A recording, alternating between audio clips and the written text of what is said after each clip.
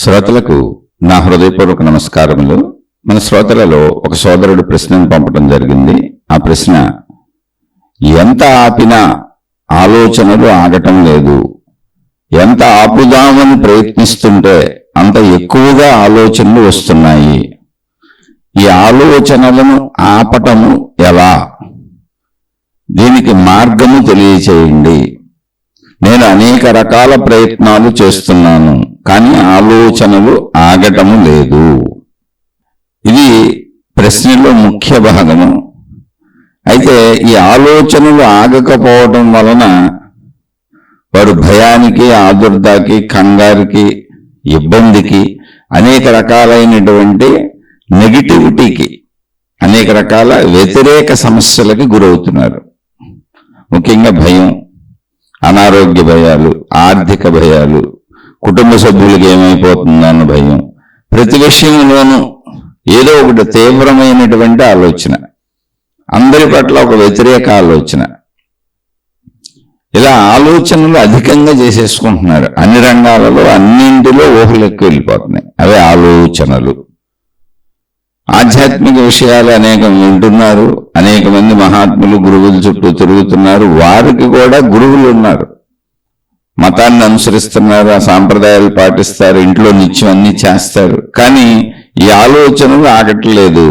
ఇవి ఆగకపోవటం వలన వచ్చే భయాలు, ఆదుర్దాలు, కంగారులు, డిప్రెషన్లు, ఒత్తిళ్లు ఇటువంటివేమీ పోవటం లేదు.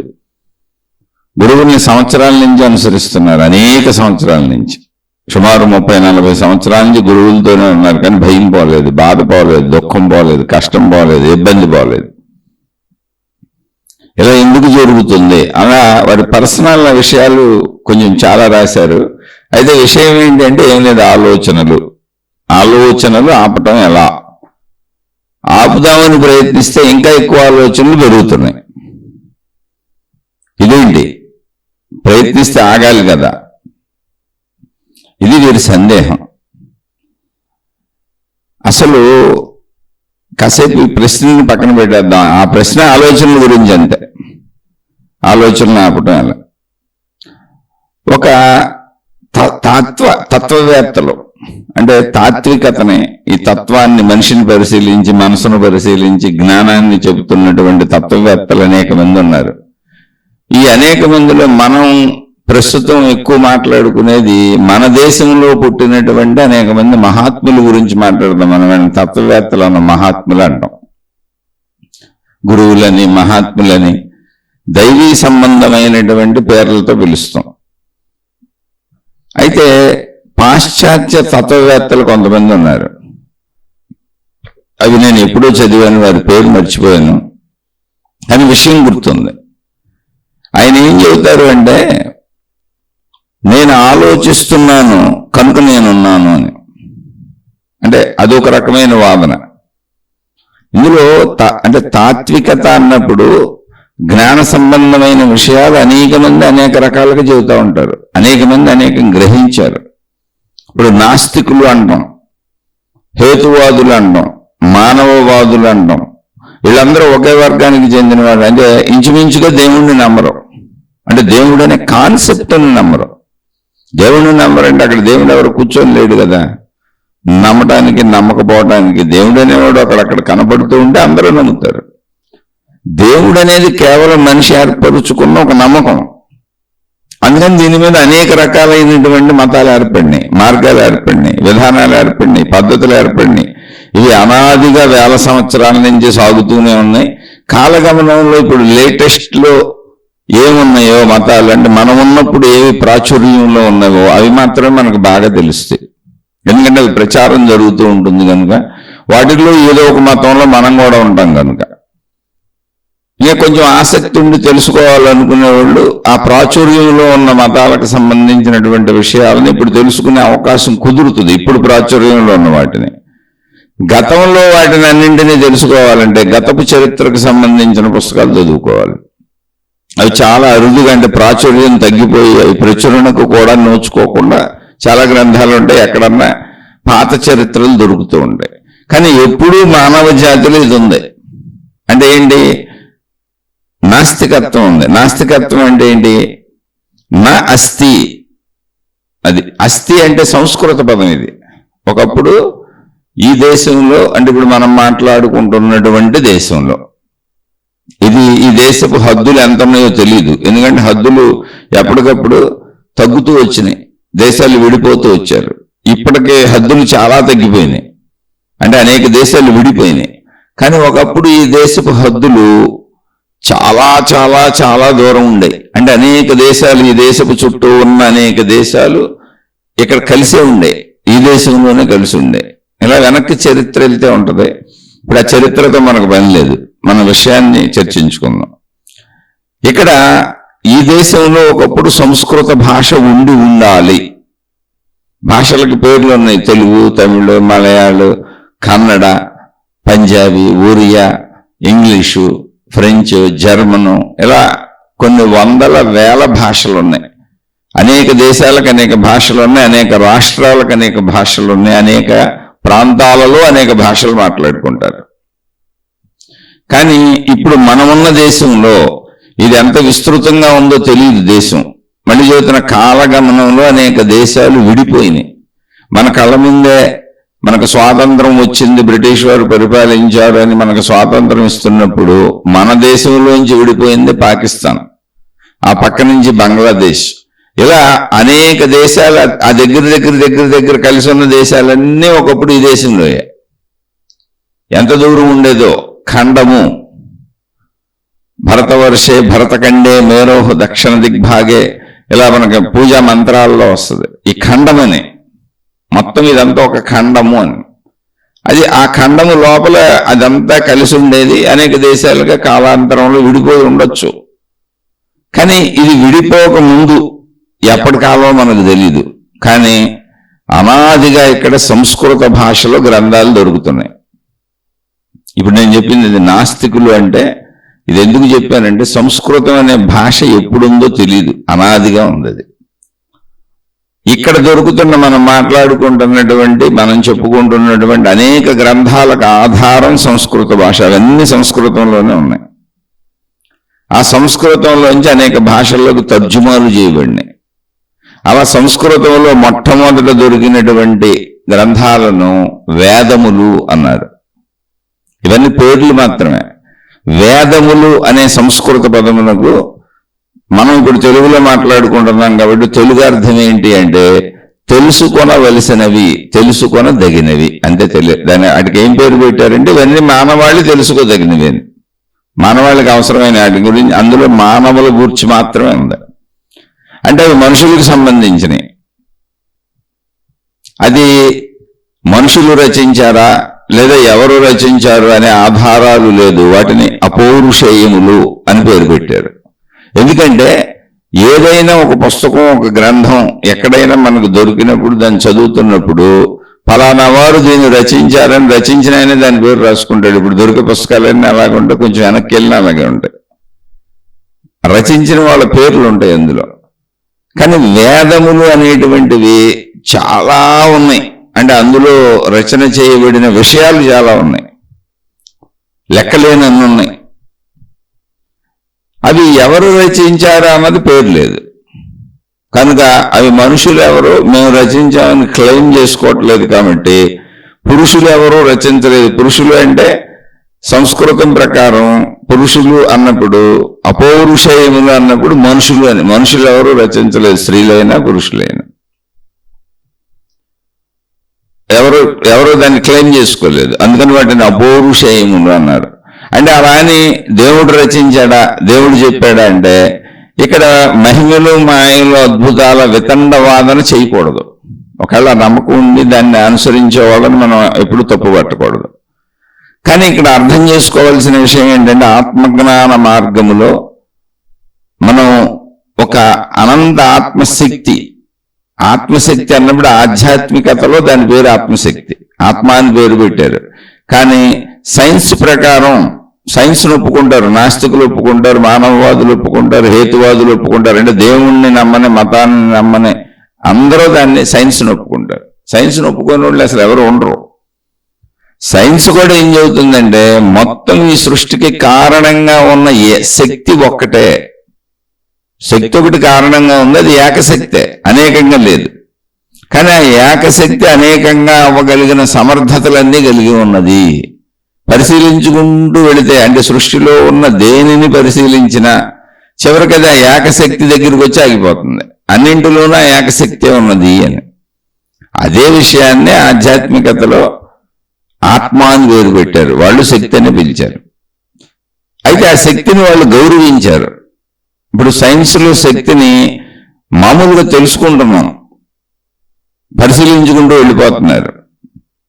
కానీ ఆధ్యాత్మికతలో ఆ శక్తిని గౌరవించారు, ఇష్టపడ్డారు, ఆరాధించారు. ఈ శక్తి వలనే సృష్టి ఉంది, మొత్తం సృష్టికి మూలభూతమైన శక్తి ఇదే కనుక దీన్ని పవిత్ర భావంతో చూడాలి, సామాన్యమైన పదార్థ భావంతో చూడకూడదు. సృష్టిలో సామాన్య వస్తువులను చూసినట్టు చూడకూడదు. సృష్టిలో సామాన్య మనుషులను జంతువులను చూసినట్టు ఒక సామాన్య భావనలో చూడకూడదు. పవిత్ర భావనలో, ఉన్నత భావనలో చూడాలని ఆ ఉన్నతత్వానికి దైవత్వము అని పేరు పెట్టారు. ఆత్మశక్తి అన్నప్పుడు సృష్టి మొత్తం ఉన్న శక్తి ఒక్కటే అంటే ఆత్మశక్తి. ఇది ఎందుకు చెబుతున్నానంటే, వేదాలు ఎవరు రచించలేదు అన్నప్పుడు వేదములను రచించినటువంటి వారెవరో వాటికి దర్శనములు అని ఒక పేరు కూడా పెట్టారు. అంటే కాలగమనంలో ఇవన్నీ వచ్చినాయి. దర్శనములు అన్నప్పుడు వాటిని మేము దర్శించాము అంటే ఎక్కడ దర్శించాం? అంతరంగములు దర్శించాం. ఇదేంటి ఇదేంటి ఇదేంటి అని తర్కించుకుంటున్నప్పుడు అది మాకు అంతరంగములో జ్ఞాన దర్శనముగా మాకే స్ఫురించింది.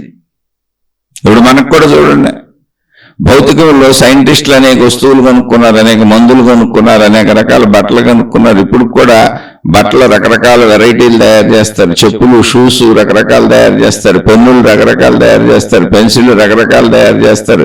ఇలా మనుషులు వాడుకునే వినియోగ వస్తువులు కోటాను కోట్లు తయారు చేస్తూనే ఉన్నారు, ఇంకా చేస్తూనే ఉంటారు. కొత్తవి కనుక్కుంటూనే ఉన్నారు. కొత్త కొత్త మార్పులు, కొత్త కొత్త డిజైన్లు, కొత్త కొత్త రంగులు, కొత్త కొత్త ఆకృతులు, కొత్త కొత్త పనితీరులు, ఇవన్నీ కనుక్కుంటూనే ఉన్నారు. నిరంతరం మానవాళి ఆయా రంగాల్లో ముందుకు వెళ్ళడానికి, అంటే కొత్తవి కనుక్కోవడానికి అన్వేషణ సాగిస్తూనే ఉంది. పరిశోధనలు అంటారు వీటిని, పరిశోధనలు చేస్తూనే ఉన్నారు. కానీ వీటన్నింటికి, పరిశోధనలకి, అన్వేషణకి, ఈ ప్రయత్నాలకి ఉపయోగపడుతున్నది ఏంటి? మానవ మేధస్సు మాత్రమే.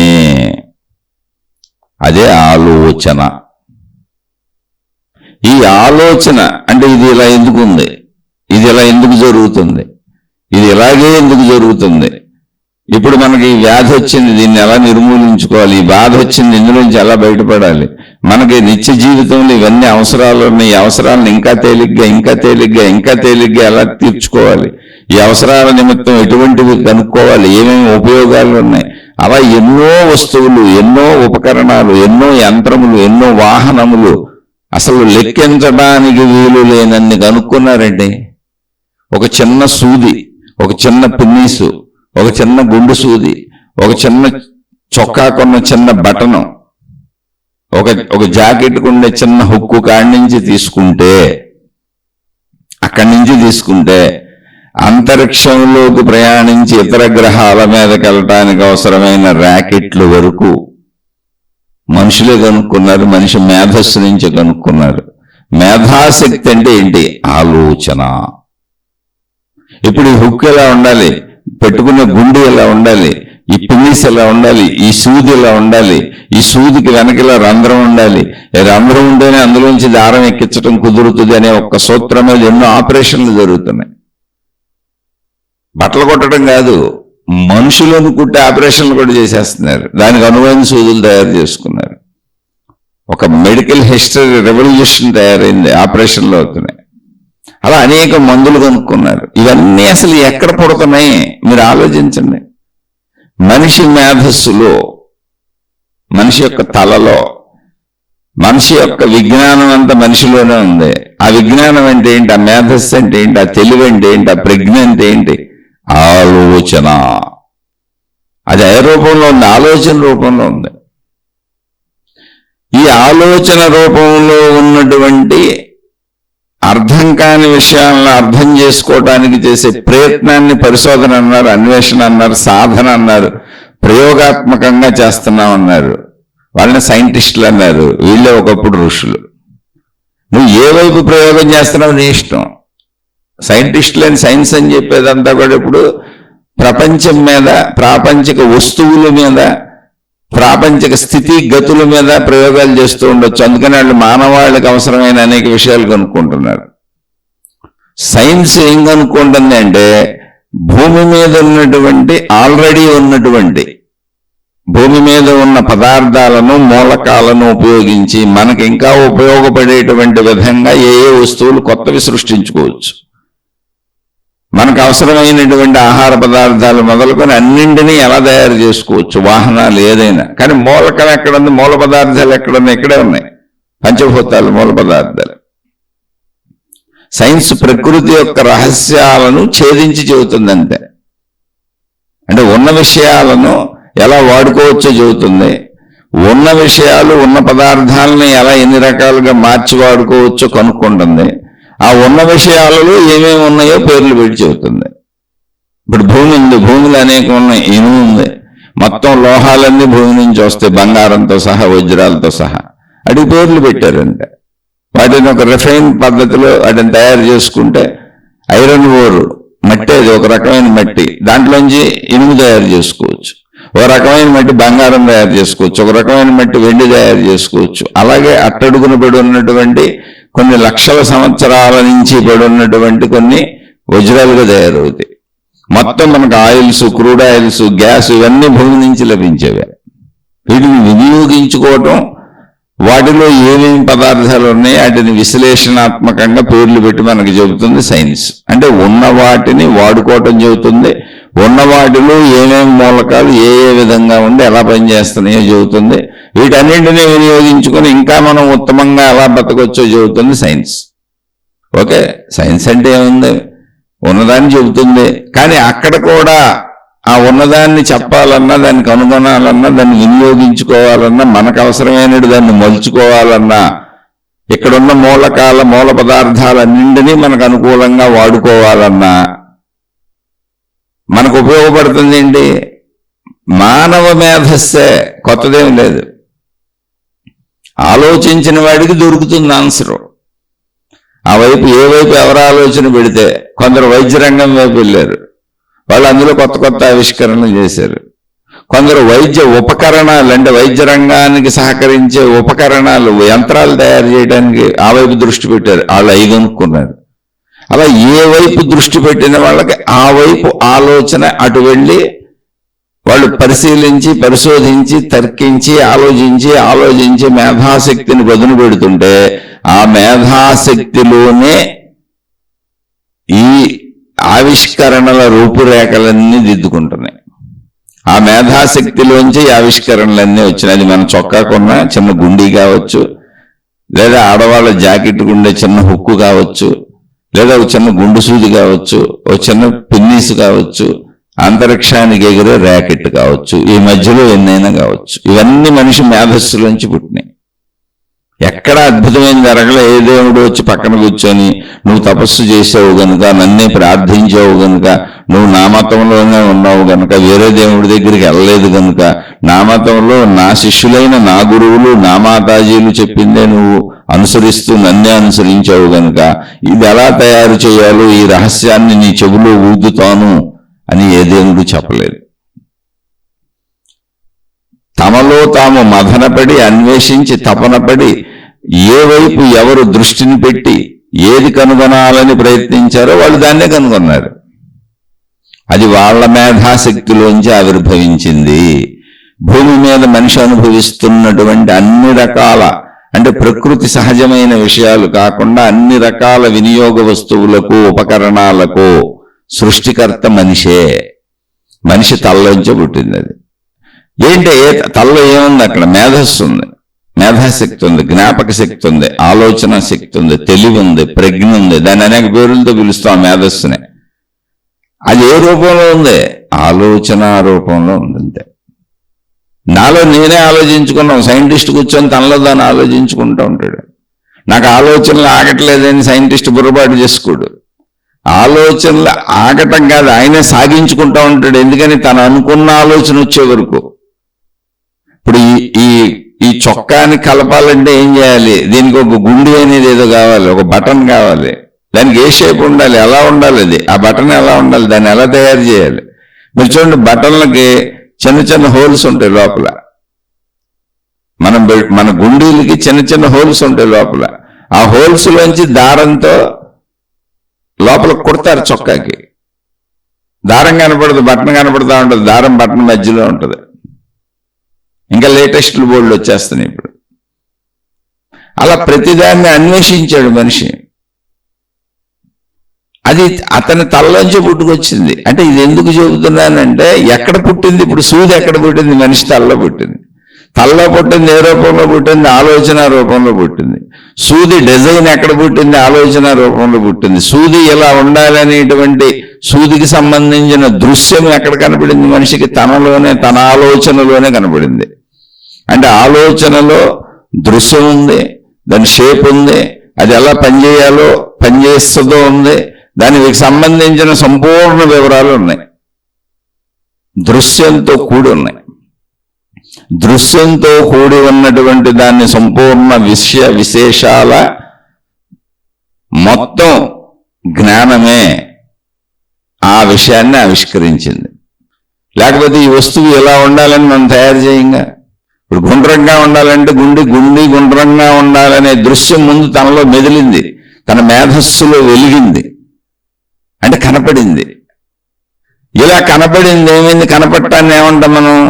దర్శించాము అంటాం. అలా వేదములు రచించినటువంటి వాళ్ళు ఎవరో వాటికి దర్శనములు అని పేరు పెట్టారు. మా లోపల మాకు దర్శనమే. అది మనకు కూడా ఉంది, అద్భుతమేం కాదు. కాకపోతే మన దృష్టి వేరే చోట పెట్టాం మనం. ఇప్పుడు ఈ ప్రశ్న అడిగినా నాకు ఆలోచన లాగట్లేదు, భయాలు పోవట్లేదు, బాధలు పోవట్లేదు, ఇబ్బందులు పోవట్లేదు, టెన్షన్ వచ్చేస్తుంది, ఒత్తిడి వచ్చేస్తుంది, స్ట్రెస్ వచ్చేస్తుంది అంటే మన యొక్క ఆలోచన శక్తిని, మేధాశక్తిని, ప్రజ్ఞాశక్తిని మనం ఏ విషయం మీద పెట్టామో దానికి తగ్గ భావాలు వస్తున్నాయి. చాలా జాగ్రత్తగా వినండి. అంతే, మొత్తం మన చేతిలోనే ఉంది. మొత్తం మన చేతిలోనే ఉంది. అంటే ఇదంతా ఎందుకు చెప్పానంటే, ఇదంతా మన మార్పుకి ఉపయోగపడే ఆధ్యాత్మిక జ్ఞానము. అందుకే వేదములు అన్నప్పుడు ఆ పేరేంటంటే తెలుసుకొనదగినవి. అవి ఒక మతానికి సంబంధించినవి కాదు. మానవాళి తెలుసుకొనదగినవన్నీ వేదములే. మొట్టమొదటి ఉన్నవి వేదములు అంటే ఏంటి? మొట్టమొదటి వాళ్ళు ఎవరు? అసలు పేరులు రాసుకోవాలి, దానికి కాపీరైట్ పెట్టుకోవాలి, దీన్ని అమ్ముకోవాలి, దీని నుంచి డబ్బులు చేసుకోవాలి, దీని ద్వారా నేనే గురువుని, నేనే మహాత్ముని అని పేరులు చెప్పుకోవాలి, నా పేరు తరతరాలకి, నా కీర్తి వ్యాపించిపోవాలి. ఇలాంటి పిచ్చ పనులు లేవు. ఇంకా పిచ్చ ఆలోచనలు వాళ్ళకి అసలు పుట్టలేదు. వాళ్ళు తెలుసుకున్న విషయములను యథాతథంగా అందించేశారు ప్రజలకి. అలా యథాతథముగా వాళ్ళ సొంత కీర్తి ప్రయోజనాల కోసం కాకుండా, వాళ్ళను వాళ్ళు ఎటువంటి గుర్తింపు ఇచ్చుకోకుండా యథాతథముగా భావితరాలకు, అప్పటి వాళ్లకు, తమకు సమకాలికులకు చెబుతూ వాటిని నిక్షిప్తం చేసి భావితరాలకు కూడా అందించే ప్రయత్నం చేసినప్పుడు వాళ్ళు వాటికి పెట్టిన పేరు ఏ కొత్త పేర్లు పెట్టలేదు, తెలుసుకొనదగినవి అని పెట్టారు. సంస్కృత భాష ఇప్పుడు వాడుక భాష. వేదములు అంటే తెలుసుకొనదగినవి. అయితే అప్పుడు సంస్కృత భాష వాడుక భాష అయి ఉండాలి, చదువుకున్న భాష అయి ఉండాలి. అంటే చదువుకోవడానికి అనువైనటువంటి చదువు భాష అయి ఉండాలి. ఎందుకంటే అంత వెనక కాలానికి వెళ్ళడానికి అసలు వేదముల కాలమే తెలియదు ఎవరికి. అంటే 1000 సంవత్సరాల, 1,00,000 సంవత్సరాల, 1,00,00,000 సంవత్సరాల తెలీదు. ఎందుకనంటే వేదములలో విషయాలు ఎంత వెనకదాన్నైనా ప్రతిఫలిస్తున్నాయి. సృష్టిలో నాగరికతను గమనించుకుంటూ వస్తే, చరిత్రను పరిశీలించుకుంటూ వస్తే వేదములలో చెప్పబడిన విషయాలు ఎంతో వెనక నాగరికతని, చరిత్రని అక్కడక్కడ సూచిస్తూ వస్తున్నాయి. అందుకని దాని కాల గణన చేయలేకపోయారు. ఇది ఒక మతానికి సంబంధించింది కాదు, మానవాళికి సంబంధించింది. మతాలు తర్వాత ఏర్పడినాయి. మతాలు తర్వాత ఏర్పడి మూర్ఖత్వంతో మాట్లాడుతూ మనం నా మతం గొప్పది, నా దేవుడు గొప్పడు, నా గురువు గొప్పడు, అంతటి నీచమైనటువంటి పరిమిత ఆలోచనలకు వచ్చేసాం. అయితే అది ఎప్పుడు ఉంటుంది? ఇప్పుడు ప్రశ్న అడిగిన సోదరుడికి భయం కలుగుతుంది అంటే అందరికీ భయం ఉంది, అందరికీ బాధ ఉంది, అందరికీ దుఃఖం ఉంది, అందరికీ ఇబ్బంది ఉంది, అందరికీ కష్టం ఉంది. కారణం ఏంటంటే నీ మేధస్సును ఏ వైపు పెడుతున్నావో, ఏ విషయం మీద ఫోకస్ చేస్తున్నావో ఆ మేధస్సే ఆలోచన, ఆ మేధస్సే ప్రజ్ఞ, ఆ మేధాశక్తే నీలో ఉన్నటువంటి ప్రాణశక్తి, ఆత్మశక్తి, సృష్టి శక్తి, విశ్వశక్తి. అదే తెలివి, అదే ప్రజ్ఞ, అదే బుద్ధి, అదే ఆలోచన. అది ఎలా జరుగుతుంది అంటే ముందు నీకు దర్శనం అవుతుంది. ఇప్పుడు సూది ఇలా ఉండాలని నాకు లోపల దర్శనమైంది. ఈ విధమైనటువంటి విధానంలో దీన్ని తయారు చేసుకుంటే ఇది సూదిగా ఉపయోగపడుతుంది. వెనక రంధ్రం చేస్తే అందులోంచి దారం పెట్టి ఎక్కించి ఇలా కుట్టుకోవచ్చు. అప్పుడు రెండింటిని కలపచ్చు. గుండె ఇలా తయారు చేయాలి, పిన్నిస్ ఇలా తయారు చేయాలి అని నాకు ఏ ఉపయోగం కోసం నేను ప్రయోగాలు చేస్తున్నానో ఆ ఉపయోగమునకు సంబంధించిన వస్తువు, ఆ ఉపకరణం ఎలా ఉండాలో నా అంతశ్చేతనలో మెలిగింది. అదే ఆలోచన రూపంలో దర్శనం కూడా అయింది, దృశ్య రూపంలో. జ్ఞానం అంతా దర్శనీయంగానే ఉంటుంది. జ్ఞానము దర్శనం మనకు అంతర్లీనంగా అర్థమవుతూ ఉంటుంది, తెలుస్తూ ఉంటుంది, కనపడుతూ ఉంటుంది. మనకే తెలుస్తుంది లోపల. అలా తెలియటమే దర్శనము. అందుకని అలా నాకు నా లోపల నేను తపస్సులు చేస్తే, ప్రయోగాలు చేస్తే ఇది సృష్టి అంతా ఎలా ఎందుకుంది, మనుషులు ఎలా ఎందుకున్నారు, అసలు ఈ జనన మరణాలు ఏంటి, ఈ సృష్టి ఇలా ఉండడానికి కారణం ఏంటి, పుట్టుకేంటి, పెరగటం ఏంటి, చావటం ఏంటి, శారీరక ధర్మాలేంటి, మొత్తం మనుషుల మీద జరిగినటువంటి మనుషుల రీసెర్చ్. దేంతో? తమ మేధస్సుతో, తమ ప్రజ్ఞతో, తమ అంతఃకరణంలో, తమ ఆలోచనతో జరిగిన దాంట్లో జ్ఞానము అంటే అక్కడ దృశ్యము ఉంది, అర్థం అవటము ఉంది. రెండింటి కలయిక జ్ఞానము. తమలో తాముకే అనిపించింది, కనిపించింది, వినిపించింది. అంటే శబ్దాలు వినపడినాయి అని కాదండి. ఎటువంటి శబ్దాలు వినపడవు, అర్థం అవటానికి వినపడటమే ఉంది. కానీ కనిపించింది, ఇది ఎలా ఉంటుంది అని కొత్తదైనప్పుడు తెలిసింది.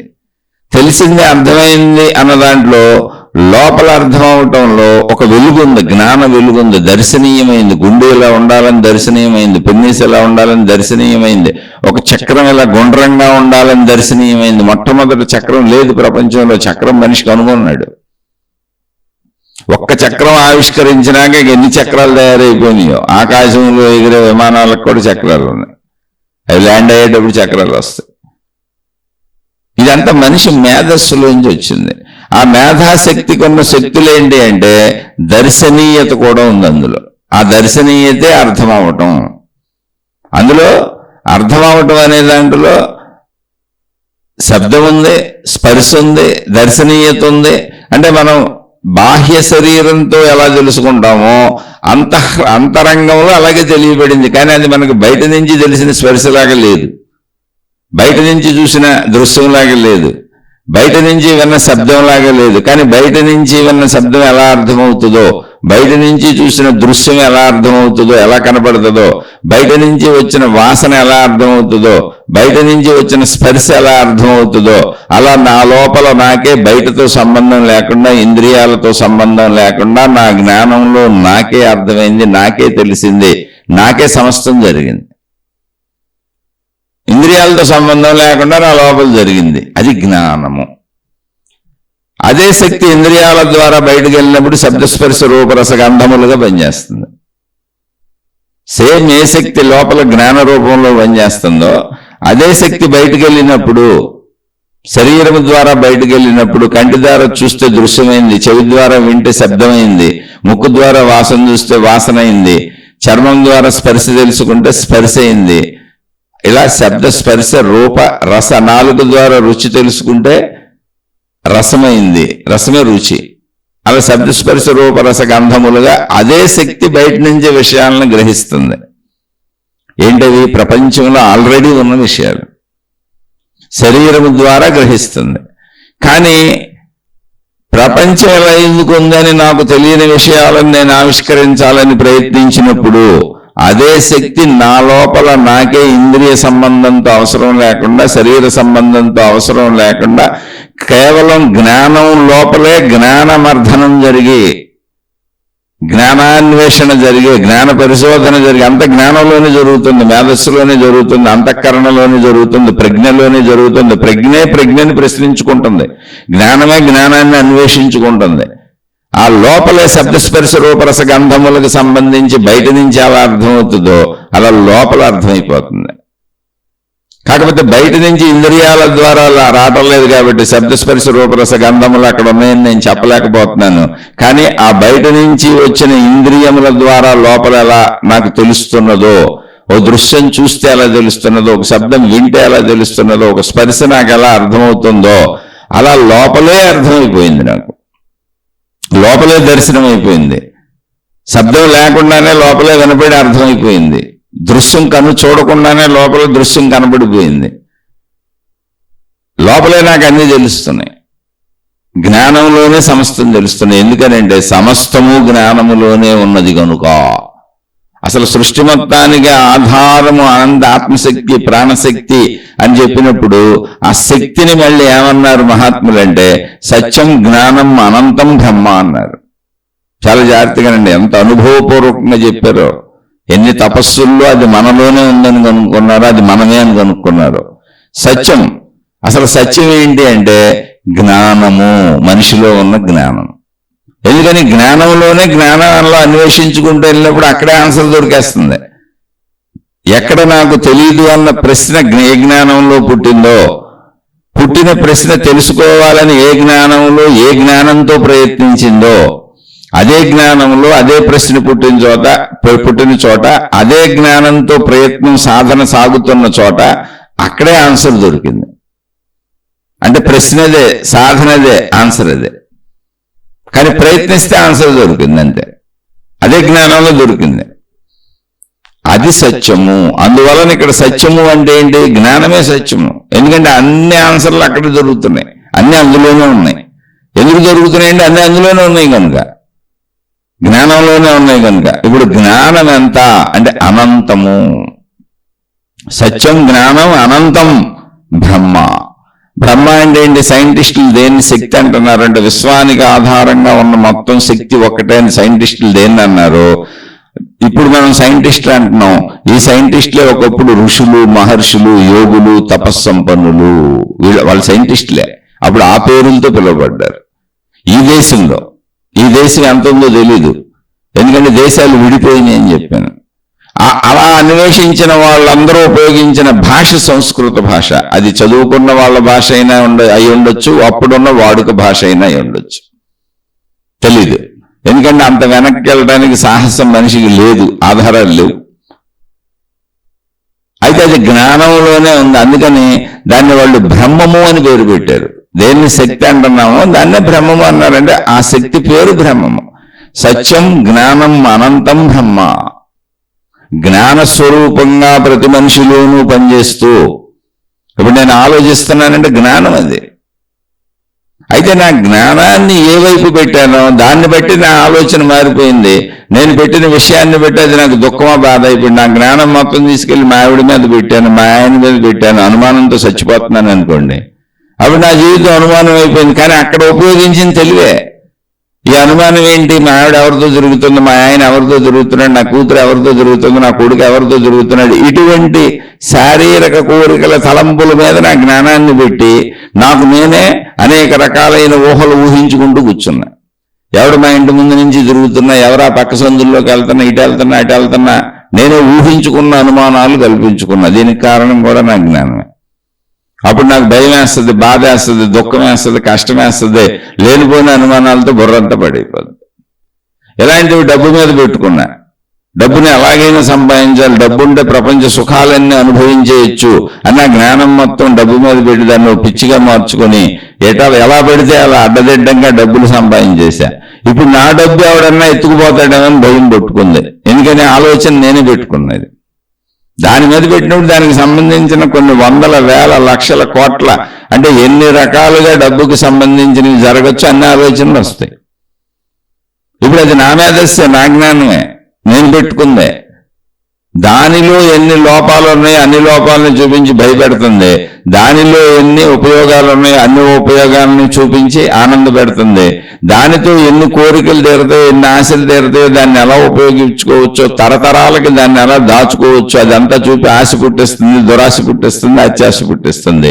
ఇదంతా మళ్ళీ నా జ్ఞానమే, నా మేధస్సే. నేను ఎలా ఉపయోగించుకుంటున్నా దాన్నే ఒక మహాత్ముడు చక్కగా అసలు ఈ జనన మరణాలు ఏంటి, జీవితం ఏంటి, పుట్టుక ఏంటి, మనిషి ఎలా ఎందుకు ఉన్నాడు, దుఃఖానికి ఎందుకు లోనవుతున్నాడు, సుఖాలకు ఎందుకు లోనవుతున్నాడు అని అన్వేషించాడు. అలా అన్వేషించిన ఒక మహానుభావుడు కోరికలే దుఃఖములకు మూలము అని చెప్పాడు. ఎవరి కోరికలు? నీ కోరికలే. ఎవరి దుఃఖానికి? నీ దుఃఖానికి. ఎవరికి దుఃఖం ఉందో వాళ్ళకి కారణం వాళ్ళ కోరికలే అని చెప్పాడు. అలా అన్వేషించుకుంటూ వెళ్ళిన ఒక మహానుభావుడు సత్యం జ్ఞానం అనంతం బ్రహ్మ అని చెప్పాడు. నీలో ఉన్న జ్ఞానమే సత్యము నాయన, నీలో ఉన్న జ్ఞానమే సత్యము తల్లి. ఆ జ్ఞాన రూపం ఏంటి? మళ్ళీ చెబుతున్న జ్ఞానం అనండి, మేధస్సు అనండి, బుద్ధి అనండి, ప్రజ్ఞ అనండి, ఏదైనా అనండి, అది ఆలోచన రూపం. అది ఆలోచన రూపం. ఆ ఆలోచన రూపంలో ఆలోచనని ఏ వైపు పెట్టావో, నువ్వు దేని మీద పెట్టావో అది నిన్నటి తీసుకుపోతుంది. దానికి సంబంధించిన ఉద్వేగాలన్నింటికీ నిన్ను గురి చేస్తుంది. మంచి విషయాలైతే మంచి ఫలితాలు పొందుతున్నావు, చెడ్డ విషయాలైతే చెడ్డ ఫలితాలు పొందుతున్నావు. నువ్వు ఇప్పుడు చెడ్డ విషయాలైతే దుఃఖాలకు లోనవుతున్నావు, మంచి విషయాలైతే మంచికి లోనవుతున్నావు. అలా తమ ప్రజ్ఞని, తమ జ్ఞానాన్ని, తమ ఆలోచనని సృష్టి మీద, మానవ జాతి మీద పెట్టినటువంటి అనేక మంది మహాత్ములు, మహనీయులు అందించింది ఆత్మజ్ఞానము, ఆధ్యాత్మిక చదువు. అందులోనే మానసిక శాస్త్రం ఉంది, అందులోనే శారీరక శాస్త్రం ఉంది, అందులోనే ఆత్మజ్ఞాన శాస్త్రం ఉంది, అందులోనే శక్తి శాస్త్రం ఉంది. అహం బ్రహ్మస్మి, నువ్వే బ్రహ్మవి. బ్రహ్మము అని దేన్నైతే చెప్పామో, సత్యం జ్ఞానం అనంతం బ్రహ్మ అని, ఆ బ్రహ్మము నువ్వే. ఎందుకంటే ఆ జ్ఞానము నువ్వే కదా, ఆలోచించేది నువ్వే కదా. దీన్నే ఒక ఆయన పాశ్చాత్య దేశపు తత్వవేత్త నేను ఆలోచిస్తున్నాను కనుక నేను ఉన్నాను అని చెప్పాడు. కానీ యాక్చువల్గా ఇక్కడ పరిశోధన చేసినటువంటి ఋషులు, మహర్షులు ఏం చెప్పారంటే, నువ్వు ఆలోచిస్తున్నావు గనుక నువ్వు ఉన్నావు కాదు, నువ్వు ఉన్నావు గనుక నువ్వు ఆలోచిస్తున్నావు అని చెప్పారు. నేనంటే ఒక శక్తి ఉంది ఇక్కడ, కనుక ఆ శక్తి ఉన్నది కనుక, నువ్వు ఉన్నావు కనుక, నీకు అవసరార్థం అనేకం కావాలి కనుక నువ్వు ఆలోచన మొదలుపెట్టావు. ఆలోచన దాని సహజత్వం, అది ఆలోచన కాదు, అది దానిలోని చైతన్యత, అది ఏకశక్తి, అనంత శక్తి.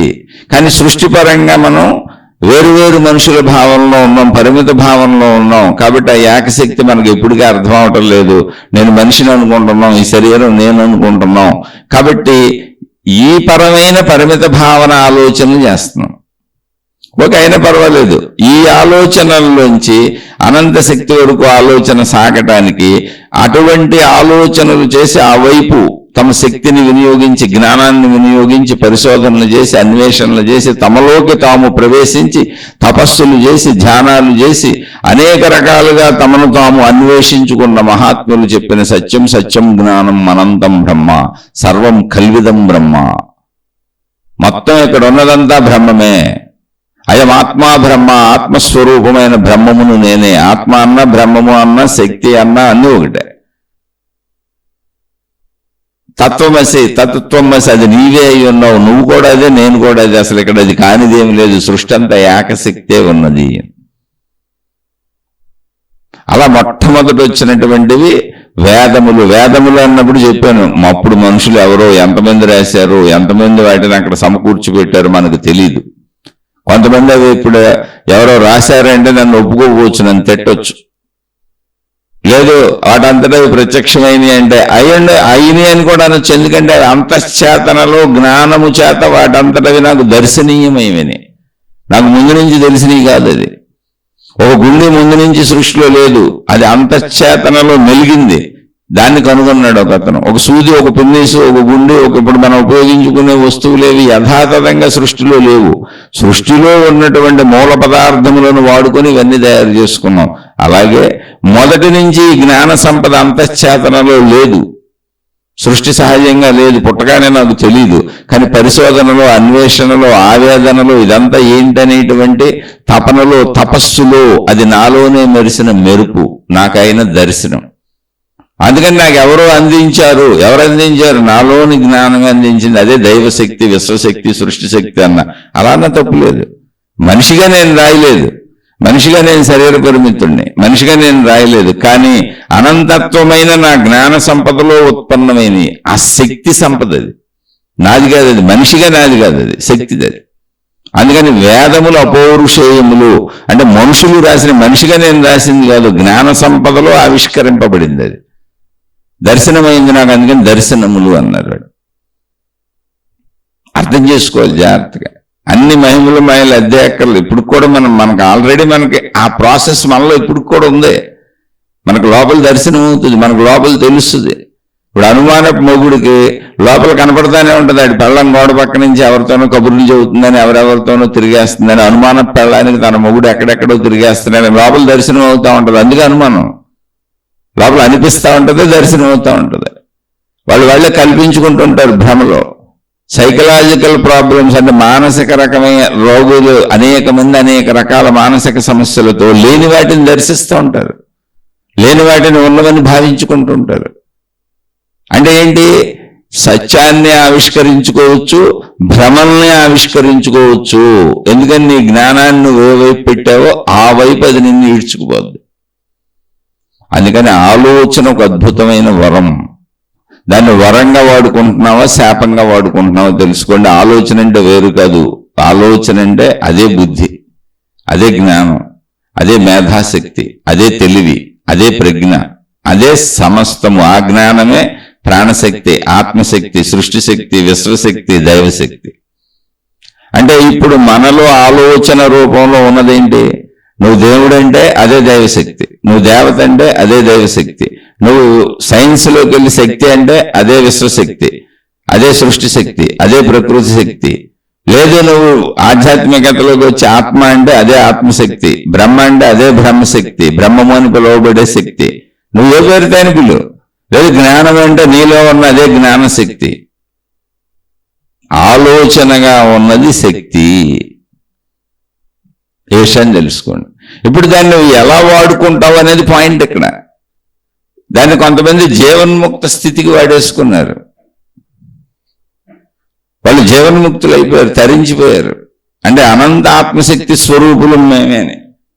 అదే శక్తిని కొంతమంది రైలు కనుక్కోవడానికి వాడుకున్నారు, విమానం కనుక్కోవడానికి వాడుకున్నారు, బస్సులు కనుక్కోవడానికి వాడుకున్నారు, అనేక మోటార్ వాహనాలు కనుక్కోవడానికి వాడుకున్నారు, కొత్త కొత్త కార్లు కనుక్కోవడానికి వాడుకున్నారు.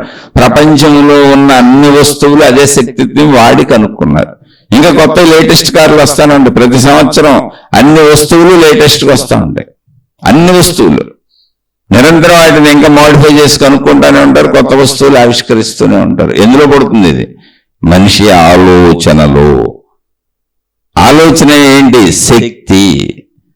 ఎందుకని ఆలోచనలో కొత్త కొత్త ఆవిష్కరణ పుట్టడానికి కారణమవుతుంది అంటే ఆ శక్తిలోనే సమస్తం ఉంది. సృష్టి అంతా శక్తిలోనే ఉంది, మొత్తం జ్ఞానం అంతా శక్తిలోనే ఉంది. ఇచ్ఛాశక్తి, క్రియాశక్తి, జ్ఞానశక్తి శక్తి యొక్క లక్షణములు. నువ్వు ఏది అన్వేషించినా అది అందులో ఉంది కనుక దాన్ని నువ్వు వెతుక్కొని తీసుకోవటమే. ఇప్పుడు బీరువాలో బోల్డ్ రకాల వస్తువులు పడేసాం మనం, చాలా పెద్ద బీరువా, లేదా పెద్ద ఇల్లు మంది, ఇంటి నిండా వస్తువులు పడేసాం, అక్కడెక్కడ పెట్టాం, మర్చిపోయాం. ఇప్పుడు మనం పెట్టిన వస్తువులు మనం కనుక్కోవాలంటే ఎక్కడ వెతకాలి? ఆ ఇంట్లోనే వెతకాలి. నీకు ఇమీడియట్ గా దొరక్కపోవచ్చు, నువ్వు మర్చిపోయి ఉండొచ్చు, కానీ వస్తువులన్నీ అక్కడే ఉంటాయి. అన్ని గదులు వెతుక్కో, ఆ మూలలో ఈ మూలలో ఏ మూలలో వెతుక్కో, నీ వస్తువు దొరుకుద్ది అంతే. అలాగే సమస్తము జ్ఞానంలోనే ఉంది. నువ్వు అందులోకి వెళ్ళి వెతుక్కో, నీది నీకు దొరుకుద్ది. అయితే ఈ వెతుకులాటలో సత్యాన్ని వెతుకుతున్నావా, భ్రమను వెతుకుతున్నావా, అజ్ఞానాన్ని వెతుకుతున్నావా? ఎందుకంటే దానికి అన్ని రకాల లక్షణాలు ఉన్నాయి. సృజనాత్మకత కూడా ఉంది, ఇచ్ఛాశక్తి. ఇచ్చంటే నీకు ఇష్టం వచ్చినట్టుగా దాన్ని తయారు చేసుకోవచ్చు. నువ్వు దయ్యాన్ని కల్పించుకోవచ్చు, దేవుణ్ణి కల్పించుకోవచ్చు, ఒక వస్తువును కల్పించుకోవచ్చు, ఒక అనుమానాన్ని కల్పించుకోవచ్చు, ఒక నిజాన్ని కల్పించుకోవచ్చు. అది నీకు ఆ శక్తి వలన అది నీకు దర్శనమే కనపడుతుంది. అందుకని దాన్ని సదుపయోగపరిచే మార్గంలో వెళ్ళాలి. అదే జ్ఞాన మార్గము, అదే ఆధ్యాత్మిక చదువు, ఆత్మజ్ఞాన చదువు, సత్యజ్ఞాన మార్గంలో వెళ్ళాలి. భ్రమల్లోకి వెళ్ళకూడదు, మిథ్యలోకి వెళ్ళకూడదు, మాయలోకి వెళ్ళకూడదు, అజ్ఞానంలోకి వెళ్ళకూడదు. వెళ్ళొచ్చు, అలా వెళ్ళడానికి కూడా ఇది ఉపయోగపడుద్ది కనుకనే అటువైపు వెళ్ళొద్దు అని చెప్పారు. అటువైపు వెళ్ళే వాళ్ళందరూ తప్పుదోవల్లోకి పోతారు. అందుకని నీ జ్ఞానాన్ని నువ్వు సరిగా వినియోగిస్తున్నావా లేదా అంటే దానికి కొలతలు ఉన్నాయి. ఏంటి కొలతలు అంటే, నీ జ్ఞానాన్ని నువ్వు సరిగా వినియోగించినప్పుడు శాంతంగా ఉంటావు, నీ జ్ఞానాన్ని నువ్వు సరిగా వినియోగించినప్పుడు హాయిగా ఉంటావు, ఆనందంగా ఉంటావు, సంతృప్తిగా ఉంటావు. అంటే సంతృప్తి వలన హాయి ఆనందం వస్తుంది, సంతృప్తి వలన శాంతి వస్తుంది. అంటే ఇవన్నీ అంటే సత్లక్షణాలు, మంచి లక్షణాలు, మంచి గుణాలు, మంచి భావాలు అన్నీ కూడా జ్ఞానాన్ని సరిగా ఉపయోగిస్తున్నావనడానికి గుర్తు. చెడ్డ లక్షణాలు, భయం, బాధ, దుఃఖం, ఆందోళన, అనుమానం, ఒత్తిడి, స్ట్రెస్, నిరంతరం కోపం, అంటే చెడు లక్షణాలు ఏమేమి ఉన్నాయో అవన్నీ కూడా నువ్వు జ్ఞానాన్ని నీకే వ్యతిరేకంగా ఉపయోగించుకుంటున్నావు అని అర్థం. జాగ్రత్తగా వినండి. ఇక్కడ ఏమండి నన్ను మా ఆవిడ బాధ పెడుతుంది, ఏమండి నన్ను మా ఆయన బాధ పెడుతున్నాడు, ఏమండి నన్ను నా పిల్లలు బాధ పెడుతున్నారు, ఏమండి నన్ను నాకు సంబంధించిన వాళ్ళు బాధ పెడుతున్నారు, పక్కింటి వాళ్ళు, ఎదురింటి వాళ్ళు, ఇలా చెప్పకండి. నిన్ను అసలు ఎవరూ బాధ పెట్టలేరు నువ్వు స్వీకరించకపోతే. నీ జ్ఞానము నీకు వ్యతిరేకంగా నువ్వు ఉపయోగించుకుంటున్నావు. నీ జ్ఞానం అంటే ఏంటి? నీలో ఉన్న చైతన్య శక్తి, ప్రాణశక్తి, విశ్వశక్తి, సృష్టి శక్తి, ప్రకృతి శక్తి అన్నీ ఆ జ్ఞానమే. అదే నీ ఆలోచన, అదే నీ మేధస్సు. అంటే నీ శక్తులను నీకు నువ్వే వ్యతిరేకంగా ఉపయోగించుకుంటున్నప్పుడు నీకు కలుగుతున్న ఆవేదన, భయము, బాధ, దుఃఖము, అసంతృప్తి, డిప్రెషను, ఇది ఎంత దూరం అంటే నిన్ను నువ్వు అంతం చేసుకునే అంత ఆత్మహత్య వరకు తీసుకెళ్తుంది. అంటే ఆ శక్తిని నువ్వే అలా వాడుకుంటున్నావు. నీ ప్రాబ్లం అది. శక్తిని సరిగా వాడుకో. ఆ శక్తి యొక్క అనంతత్వాన్ని తెలుసుకో. ఆ శక్తి ఎవరో కాదు నువ్వే అని తెలుసుకో. అందుకని ఆ శక్తి నువ్వే కనుక దాన్ని సరైన దిశలో ఎలా వాడుకోవాలో మహాత్ములు తెలియజేసి చెప్పారు. సరైన దిశలో వాడినప్పుడు ఏం జరుగుతుంది అంటే సరైన దిశని సత్లక్షణాలు, సద్గుణాలు, మంచి లక్షణాలు. ముందు నువ్వు తృప్తిగా ఉంటావు, హాయిగా ఉంటావు. ఫస్ట్ బేసిక్ పాయింట్ అది. ఎవరూ నిన్ను బాధ పెట్టలేరు, ఎవరూ నిన్ను ఇబ్బంది పెట్టలేరు. ఎందుకని అంటే ఎవరైనా నన్ను విమర్శించవచ్చు, అది వాళ్ళ లక్షణము అని వదిలేస్తాను. ఎవరైనా నాకు సహకరించకపోవచ్చు, అది వాళ్ళ గుణము అని వదిలేస్తాను. ఎవరైనా నాది అన్యాయంగా లాక్కోవచ్చు, అది వాళ్ళ స్వభావము అని ధర్మ పోరాటం చేస్తాను, లేదంటే వదిలేస్తాను. ఎందుకని ఎదుట వాళ్ళకి నేనెందుకు బాధ్యత వహిస్తాను? ఇప్పుడు ఒక వ్యక్తి నా ఎదురుగా వచ్చాడు, నేను రోడ్డు మీద నడిచి వెళ్తున్నా, చుట్టూ చాలా మంది జనం ఉన్నారు. నా ఎదురుగా నుంచొని నన్ను అనకూడని మాటలన్నీ అంటున్నాడు. నాకు అవమానంగా ఉంది. అన్ని రకముల బూతులు వాడుతున్నాడు, నాకు అవమానంగా ఉంది. చుట్టూ అందరూ చూస్తున్నారు, హేళన చేస్తున్నారు. నాకు చాలా అవమానంగా ఉంది, బాధగా ఉంది, దుఃఖంగా ఉంది. వీడెవడో కూడా నాకు తెలియదే, నన్ను ఎందుకు ఇలా తిడుతున్నాడని అవమానపడిపోతున్నాను, దుఃఖపడిపోతున్నాను, బాధపడిపోతున్నాను, లోపల కష్టపడిపోతున్నాను. కానీ వాడు తిడుతూనే ఉన్నాడు, ఆగట్లేదు.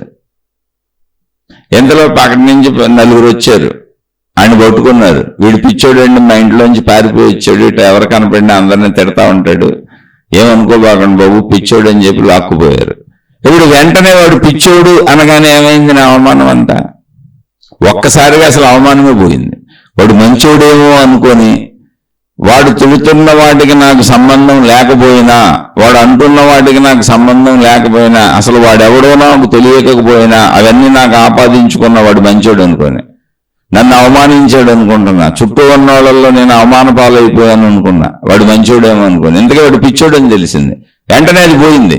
అలాగే నీకు సంబంధం ఉన్నా, నీకు సంబంధించిన మనుషులైనా, నీకు నీ సొంత కుటుంబ సభ్యులైనా, నీకు సంబంధించిన వ్యవహారాలలో నీకు పరిచయం ఉన్న మనుషులైనా నిన్ను ఏదైనా ఇబ్బందికి గురి చేసినప్పుడు, అవమానానికి గురి చేసినప్పుడు, బాధకి గురి చేసినప్పుడు, కష్టానికి గురి చేసినప్పుడు నువ్వు స్వీకరిస్తేనే అది నీకు అన్వయం అవుతుంది. నువ్వు స్వీకరించని విషయము నీకు అన్వయం అవుతుంది. ముందు దాన్ని గ్రహించండి.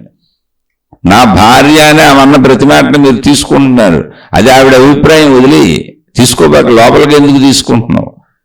నీ భర్త అది ఆయన అభిప్రాయం వదిలే, లోపలికి ఎందుకు తీసుకుంటున్నావు? మంచి అయితే తీసుకో, చెడు అయితే వదిలేసే. వదిలేయటం నేర్చుకోండి, దేన్నైనా వదిలేయండి. ఎందుకని నేను కాదు కదా, వాళ్ళు అన్నారు ఆ గుణం నాలో లేదు. ఒకవేళ ఉంది, మార్చుకో. ఇక్కడ నేను దుఃఖపడాలా, నేను సుఖపడాలా, నేను బాధపడాలా, నేను ఆనందంగా ఉండాలా, నేను శాంతిగా ఉండాలా, నేను అల్లకల్లోలంగా ఉండాలా అనేటువంటి నిర్ణయము, అభిప్రాయము నా లోపల నాతోనే ఉంది. కానీ నేను నాది, నా వాళ్ళని బంధాలు వేసుకొని అవి ఆ బంధాలన్నీ నన్ను ఇలాగే చూడాలనేటువంటి ఒక భావాన్ని నేనే తయారు చేసుకొని నాకు ఆదుర్దాలు కలిగించుకుంటున్నా. అంటే నా తెలివిని, నా ప్రజ్ఞను నాకు నేనే వ్యతిరేకంగా వాడుకుంటున్నా. వాళ్ళు ఎవరు అంటే నాకెలా సంబంధం ఇది? ఒక వ్యక్తి దుఃఖపడుతున్నాడు, బాధపడుతున్నాడు, కష్టపడుతున్నాడు అంటే తన ఆలోచనని, తన ప్రజ్ఞని, తన మేధస్సుని తనకు తానే వ్యతిరేకంగా వాడుకుంటున్నాడు, దుఃఖానికి వాడుకుంటున్నాడు. ఎందుకు అలా వాడుకుంటున్నావు? తద్వారా మానసిక అనారోగ్యాలు, శారీరక అనారోగ్యాలు వస్తాయి. ఈ మొత్తంగా మానసిక బాధలు పడే వాళ్ళందరూ తమ యొక్క శక్తిని, తమ తెలివిని, తమ ప్రజ్ఞని, తమ జ్ఞానాన్ని తమకు వ్యతిరేకంగా వాడుకుంటున్న వాళ్ళు. ఎక్కడైనా ప్రపంచంలో బాధలకు గురయ్యే వాళ్ళందరూ కూడా, అంటే ఏదైనా ప్రకృతి వైపరీత్యాల రీత్యా వచ్చే అనారోగ్య బాధలు ఇటువంటివి, ప్రకృతి వైపరీత్యాల్లో జరిగే యాక్సిడెంట్లు అటువంటివి తీసేస్తే మానసిక భావనలతో, ఆలోచనలతో, అనుమానాలతో, అభద్రతలతో మనిషి ఊహించుకుంటూ తెచ్చుకునేటువంటి సమస్త బాధలు, నేను, నాది, నా వాళ్ళు అనే దానికి సంబంధించిన సమస్త బాధలు, నా వాళ్ళు ఇలా ఉండాలి, ఇలా ఉండకూడదు, అలా ఎందుకు చేశారు, ఇలా ఎందుకు చేశారని ఎదుటి వాళ్ళ గురించి బంధం వేసుకొని బాధపడేవాళ్ళు. ఇప్పుడు మా ఆవిడ ఏదో చేసింది, నేనేం చేయను, నాకేం సంబంధం, ఆవిడది. మా ఆయన ఏదో చేశాడు, ఆయన ఏదో చేస్తే నాకేం సంబంధం, ఆయన బుద్ధి లేదు, ఆయన బుర్ర లేదు, ఆయన శరీరం లేదు. నా పిల్లలు ఏదో చేస్తే నాకేం సంబంధం, వాళ్ళ బుద్ధి లేదు, వాళ్ళ బుర్ర లేదు, వాళ్ళ తల లేదు. చెప్పటం వరకే నేను చేయగలను, మిగిలింది నాకు సంబంధమే లేదు. తామరాకుపై నీటి బొట్టులా ఉంటేనే సంసారంలో నువ్వు హాయిగా ఉంటావని చెప్పారు. ఎందుకని అది నిజం. నా కొడుకు ఎలా ఎందుకు చేశాడు, నా కూతురు ఎలా ఎందుకు చేసింది, మా ఆవిడ ఎలా ఎందుకు చేసింది, మా ఆయన ఎలా ఎందుకు చేశాడు, మా నాన్న ఎలా ఎందుకు చేశాడు, మా అమ్మ ఎలా ఎందుకు చేసింది, నా చుట్టూ ఉన్న వాళ్ళు ఎలా ఎందుకు చేశారు, నేను, నాది, నావి ఎలా ఎందుకు జరుగుతున్నాయి అని అనుకుంటే వాటి నీకు సంబంధం లేదు కదా, నువ్వు చేసేదే నీకు సంబంధం. అందుకని నీ ప్రజ్ఞని అనవసరమైన వాటిని పులుముకొని నీకు వ్యతిరేకంగా వాడుకోబాక. అదే ఆలోచన. ప్రజ్ఞ వేరు, ఆలోచన వేరు కాదు. శక్తి అసలు ఎప్పటికే ఆగదు. ఆలోచనలు ఆగటం లేదండి, ఆపుదామని ప్రయత్నించినప్పుడల్లా ఇంకెక్కువ ఆలోచనలు వస్తాయన్నారు. ఆలోచన ఏమనుకున్నాం? శక్తి, ప్రాణశక్తి, జ్ఞానశక్తి, ఇచ్ఛాశక్తి, క్రియాశక్తి, మనం బతికొండడానికి ఆధారమైన శక్తి. అసలు నేను మనిషిని, నన్ను నేను గుర్తించుకోవడానికి అవసరమైన ఆలోచనే ఆ శక్తి. అది లేకపోతే నేను మనిషినని నాకు తెలియదు, నా పేరు తెలియదు, నా ఊరు తెలియదు, నా ఇల్లు తెలియదు, నన్ను నేనే గుర్తుపట్టలేను. నేను, నాది, నా వాళ్ళు నేను గుర్తుపట్టలేని ఆలోచనే నాకు చెబుతుంది. నేను బ్రతకడానికి అనువైనది ఆలోచన. దాన్ని ఆపేస్తే అట్టకు, అది ఎప్పటికే ఆగదు, సాగుతూనే ఉంటుంది. కానీ మొత్తంగా మనిషికి ఒక విశ్రాంతి కావాలనే నిర్ణయం సృష్టిలో ఉంది కనుక, అది కూడా శరీరం కోసం. ఇలా శరీరం, మనస్సు నిరంతరం కదిలిపోతుంటే మనిషి పిచ్చోడైపోతాడు, శక్తి సరిపోదు మనిషికి అనేటువంటి నిర్ణయం సృష్టిలోనే, ఆ శక్తిలోనే ఉంది కనుక మనిషి నిద్రపోయినప్పుడు ఆలోచనలు ఆగేలా శక్తి తనను తాను నియంత్రించుకుంది. కేవలం శరీరం కోసం, మనసు కోసం. మనసేగా ఆలోచన రూపంలో పరిగెత్తే శక్తి. అప్పుడు శరీరము ఎన్ని కష్టాలు చూడండి, ఎన్ని బాధలు చూడండి, ఎన్ని కన్నీళ్లు చూడండి, ఎన్ని సమస్యలు ఉన్నవాళ్ళని చూడండి, ఎన్ని ఉన్నోళ్ళైనా నిద్రపోయినప్పుడు ఆ కాసేపు అన్నీ వదిలేసి నిద్రపోతారు. నేను, నాది, నావి మొత్తం వదిలేస్తే కానీ నిద్ర రాదు.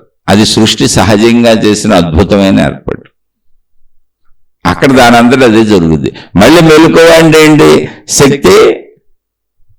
శక్తి తన ఆలోచనలను కదిపింది అంతే. ఇంతకీ మెలకువ అంటే ఏం లేదు, శక్తిలో ఆలోచనలు కదిలినాయి. శక్తి ఆలోచన రూపంగా, జ్ఞాన రూపంగా కదిలింది. కదలగానే నా ఎరుకు నాకు వచ్చేసింది. కాబట్టి శక్తి కదలకి ఉంది. ఎప్పుడు దాన్ని ఏ వైపు కదపాలని చూడు. దాన్ని తీసుకెళ్లి భార్య మీద అనుమానం వైపు పెట్టి, భర్త మీద అనుమానం వైపు పెట్టి, చెడు గుణాలన్నింటి మీద పెట్టేసుకుంటే నీకు నువ్వే వ్యతిరేకంగా వాడుకుంటున్నావు.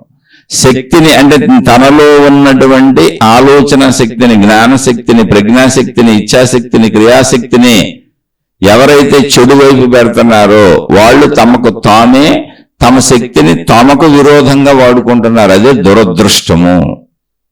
జ్ఞానం లేకపోవటం అదే మిథ్య, అదే మాయ, అదే అజ్ఞానము.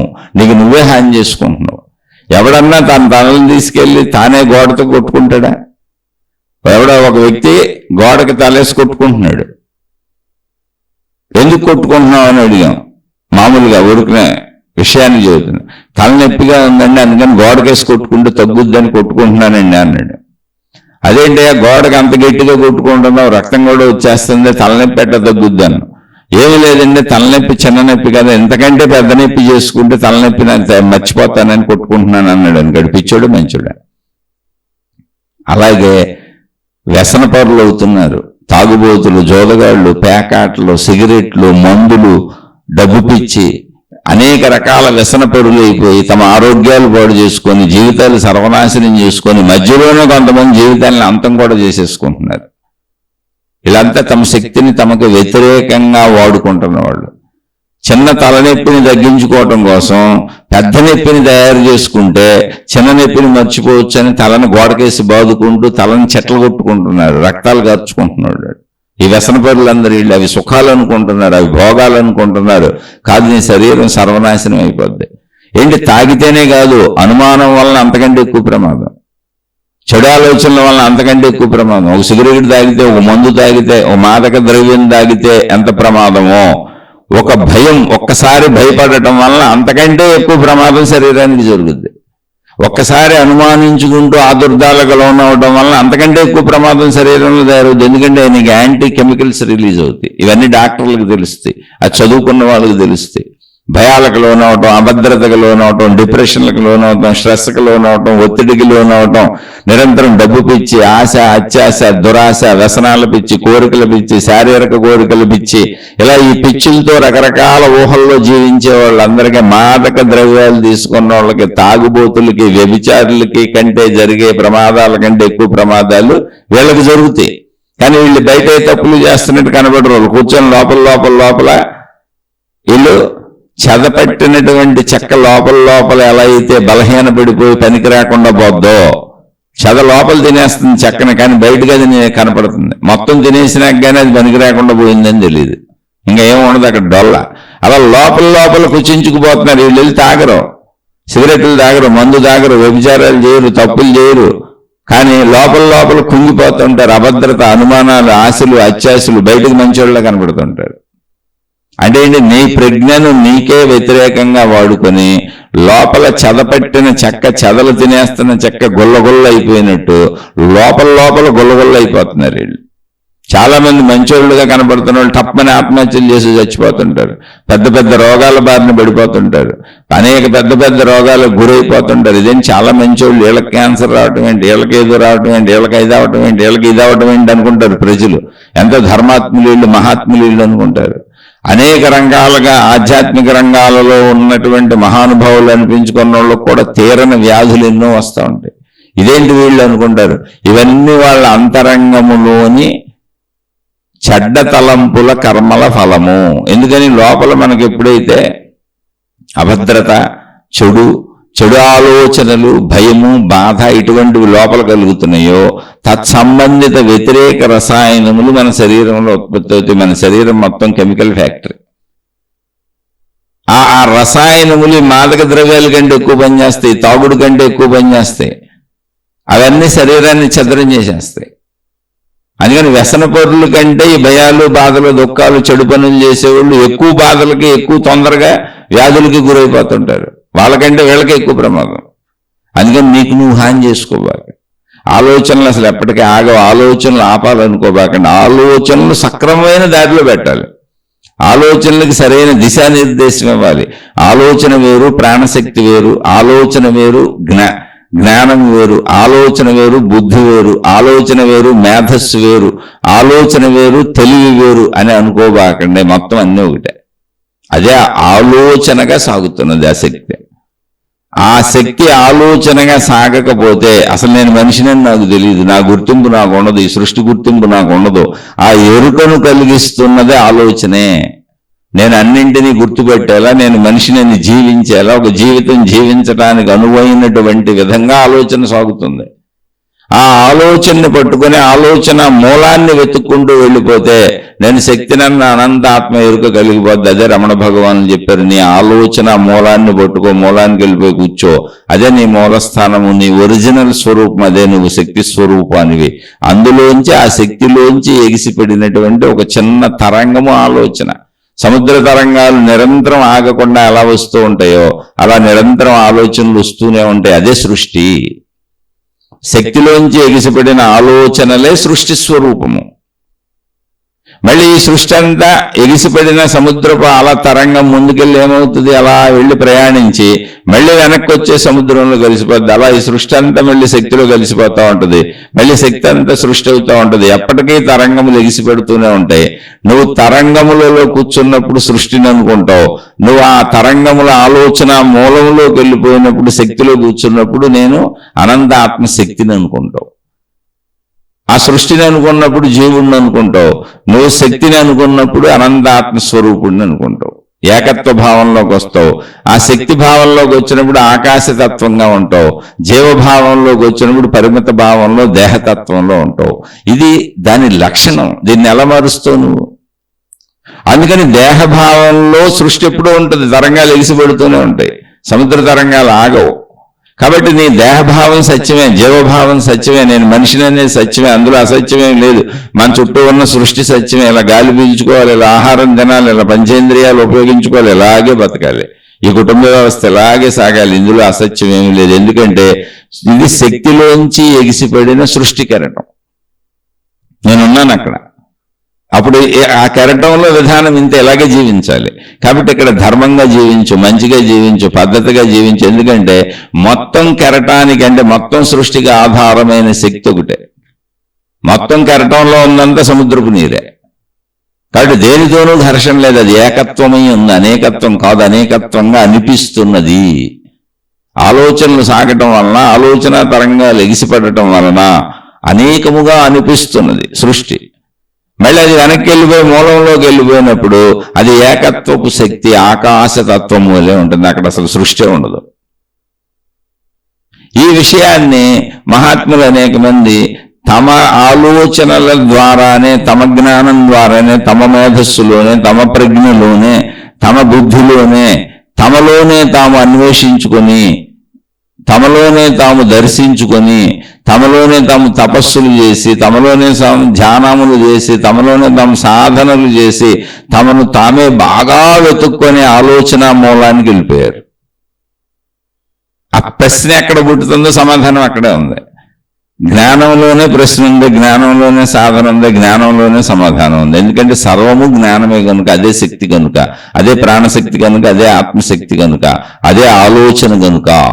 పరిమితత్వంలో దానికి ప్రశ్న పుడుతుంది, పరిమితత్వంలో అదే సాధన చేసుకుంటుంది, అపరిమిత అనంతత్వంలో అదే సమాధానం చెప్పుకుంటుంది, తనతో తానే మాట్లాడుకుంటుంది. సముద్రము తనలో తాను, తనతో తాను, తనను తాను అనుభవిస్తుంది కెరట రూపంలో. సముద్రము కెరట రూపంలో తానే కదిలి, కెరట రూపంలో తానే ఎగిసిపడి, కెరట రూపంలో తానే ప్రయాణించి, కెరట రూపంలో మళ్ళీ తానే వెనక్కొచ్చి తనలో కలిసిపోయి తనను తాను అనేకంగా అనుభవించుకుంటున్నది. తనను తాను అనుభవిస్తున్నది కెరటాల రూపంలో సముద్రం. అలాగే అనంత ఆత్మశక్తి సృష్టి రూపంలో తనను తాను అనుభవించుకుంటున్నది, తన ఎరుకను తాను అనుభవించుకుంటున్నది, తన ఉనికిని తాను అనుభవించుకుంటున్నది, నేనున్నానన్న భావాన్ని తాను అనుభవించుకుంటున్నది. ఆ అనుభవ భావమే ఆలోచన. నువ్వు ఆలోచన ఏ వైపు పెడుతున్నావో చూడు. నువ్వు ఆలోచన ఏ వైపు పెడితే అది ఆ వైపు సాగి నిన్ను చెడైతే చెడు భావాలకు గురి చేస్తుంది, మంచి అయితే మంచి భావాలకు గురి చేస్తుంది, జ్ఞానం అయితే జ్ఞానంలో కలిపేస్తుంది. మన ఆత్మజ్ఞాన చదువు, ఆధ్యాత్మిక చదువు జ్ఞానం కోసం చెప్పుకుంటున్నాం. అయితే ఈ జ్ఞానం కోసం చెప్పుకునేటప్పుడు మరి సముద్రము నుంచి ఎగిసిపడిన కెరటము ఎగిసి పడటం కనపడుతుంది, దాని ప్రయాణం కనపడుతుంది. అది ఎగిసిపడినప్పుడు అనేక బుడగలు నొరగా వాళ్ళు ఏర్పడింది, అదంతా జరుగుతుంది కదా, అదంతా సత్యమే.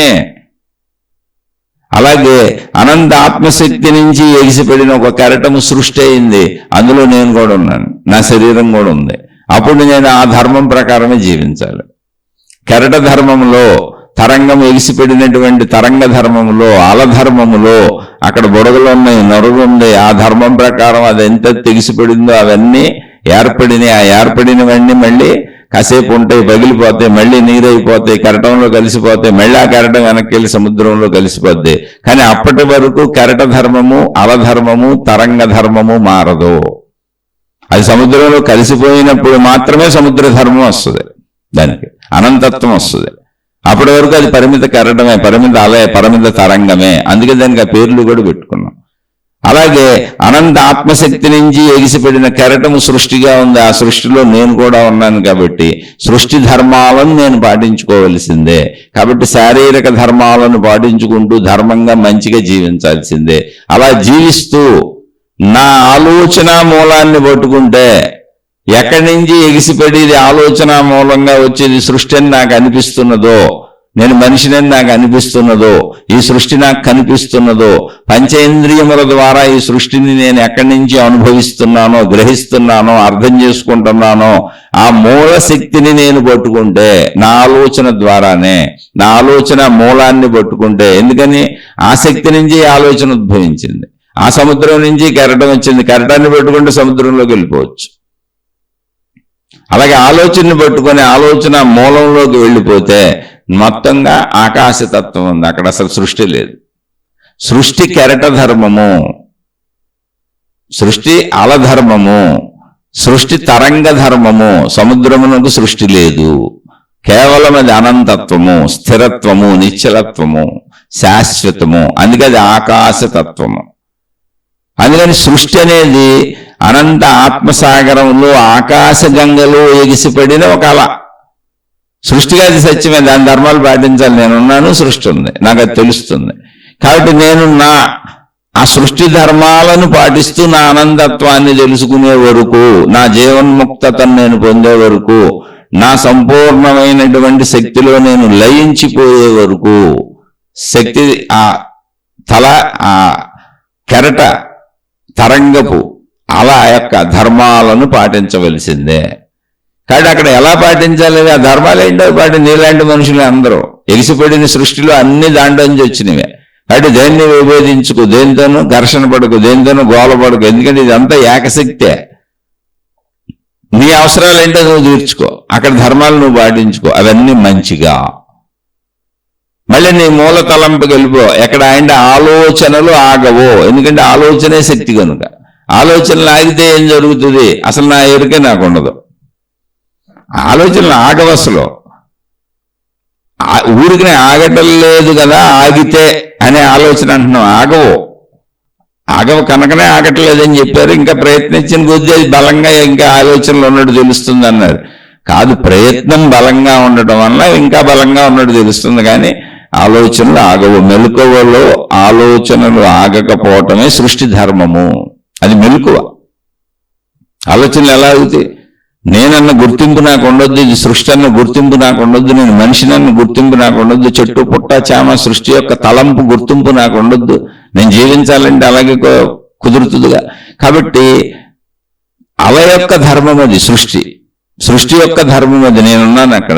ఆ ధర్మాల ప్రకారం ఆలోచన సాగుతూనే ఉంటుంది. ఆలోచన అల సాగింది, అలా ఎగిసిపడింది ఆలోచన, ఇంకా సాగుతూనే ఉంటాయి ఆలోచనలు. అవి ఎప్పుడు ఆగుతాయి ఆలోచనలు? అవి ఎప్పుడు ముగుస్తాయి ఆలోచనలు అంటే శాశ్వతముగా తీసి పక్కన పెడదాం. అది శరీరం శిథిలమైనప్పుడు, అంటే సృష్టి అలా వెనక్కి వెళ్ళిపోయినప్పుడు, సముద్రంలో కలిసిపోయినప్పుడు. ఇది సృష్టి అనే అలలో మనం శరీరాన్ని వదిలేయటమే వెనక్కి వెళ్ళిపోవటం. శరీరం వదిలినప్పుడు ఆలోచనలు అయ్యి ఆగిపోతాయి, అది వదిలేయండి. ఇప్పుడు ఆలోచనలు ఎప్పుడు ఆగుతాయి అంటే నిద్రాస్థితిలో ఆలోచనలు ఆగుతున్నాయి. అది సృష్టి శక్తే పెట్టిన ఏర్పడ్డది. నిద్రాస్థితిలో ఆలోచనలు ఆగిపోతాయి. మెలకువ అంటే అర్థమే ఆలోచన సాగటం. ఆలోచన ఆగితే అట. మరి ఆలోచనలు ఆగాలని మనం అడుగుతున్నది ఏంటంటే, నన్ను బాధ పెడుతున్న ఆలోచనలు ఆగాలి, నన్ను భయపెడుతున్న ఆలోచనలు ఆగాలి, నన్ను కంగారు పెడుతున్న ఆలోచనలు ఆగాలి, నన్ను దుఃఖ పెడుతున్న ఆలోచనలు ఆగాలి.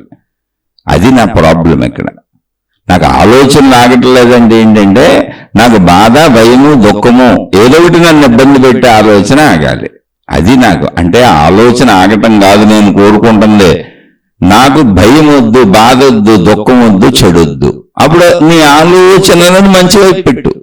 నీ ఆలోచనలను చెడు వైపు పెట్టి ఆ చెడు లక్షణాలు నాకు రాకూడదని అడిగితే కుదరదు. నువ్వు ఎటు పెట్టావో ఆలోచన అవే వస్తున్నాయి నీకు. నువ్వు ఒకటే గుర్తు, నువ్వు ఎలా జీవిస్తున్నావు అన్నది, నువ్వు పడుతున్న భయ, బాధ, ఆదుర్ద, కంగారు, అశాంతి, అల్లకల్లోలత, ఇదే నీ జీవితం తెలియజేసేస్తుంది. నీ తెలివిని, నీ ప్రజ్ఞని నువ్వు చెడు వైపు పెట్టావు. అందుకని అనేక చెడ్డ ఆలోచనలు వస్తున్నాయి, భయం వేస్తుంది, బాధ వేస్తుంది, దుఃఖం వేస్తుంది, అటు ఫలితాలు అవి. అందుకని అటువైపు పెట్టుకో, నీ ఆలోచనలను మంచి వైపు పెట్టు. మంచి వైపు పెట్టిన వాళ్ళు జీవన్ముక్త స్థితి వరకు ప్రయాణించారు, దేవుళ్ళు అయిపోయారు, దేవతలు అయిపోయారు, గురువులు అయిపోయారు, మహాత్ములు అయిపోయారు, పెద్ద పెద్ద సైంటిస్టులు అయిపోయారు. ఎంతో మంది ఎన్నో ఉన్నతమైనటువంటి పనులు ప్రపంచంలో చేస్తున్నారు, ఎన్నో ఉన్నత విషయాలు కనుక్కున్నారు, సైకిళ్ళు కనుక్కున్నారు, వాహనాలు కనుక్కున్నారు, బస్సులు, రైళ్లు, విమానాలు, ర్యాకెట్లు, మనుషులకు ఉపయోగపడే అనేక విజ్ఞాన వస్తువులు, ఉపకరణాలు కనుక్కుంటూనే ఉన్నారు. వీళ్ళందరూ మంచి వైపు పెట్టారు. అనేక మంది డాక్టర్లు అయ్యారు, అనేక మంది మందులు కనుక్కుంటున్నారు, అనేక మంది రోగాలు నయం చేస్తున్నారు, ప్రపంచ మానవాళికి మేలు చేయడానికి ఎన్నెన్నో కనుక్కుంటున్నారు. వీళ్ళందరూ మనుషులే. వీళ్ళందరూ ప్రజ్ఞను, తెలివిని ఆ వైపు పెట్టారు.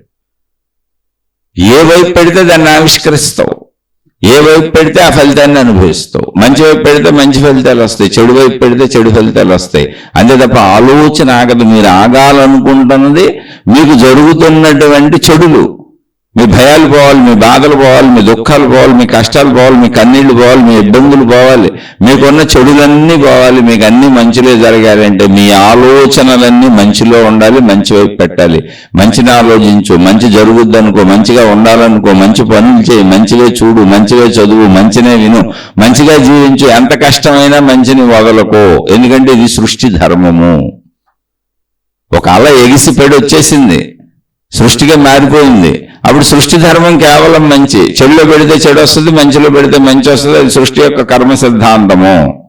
ఈ కర్మ సిద్ధాంతం నుంచి నేను ఎప్పుడు తప్పించుకుంటాను అంటే, నేను ఆలోచన, ప్రజ్ఞ, తెలివి, జ్ఞానము అని నాలో కదులుతున్నటువంటి సృష్టి ఎరుకకు సంబంధించినటువంటి ఆలోచన స్వరూపమైన నా తెలివి ఏదుందో, నేను మనిషిని, ఇదంతా సృష్టి అని చెబుతున్న నా ప్రజ్ఞ ఏదుందో, నా జ్ఞానం ఏదుందో, నా ఆలోచన ఏదుందో, నా మేధాశక్తి ఏదుందో, దాని మూలాన్ని కనుక్కొని నేను వెళ్ళి ఆ శక్తి స్వరూపంలో లీనమైపోయి నేను శక్తినే అని భావించుకున్నప్పుడు, నేను ఆ శక్తిగా ఉండిపోయినప్పుడు, అంటే అల సముద్రంలో కలిసిపోయినప్పుడు ఆకాశతత్వపు భావన వస్తుంది. ఇక ఆలోచనలతో పని లేదు, అసలు ఆలోచనలు పుట్టవు.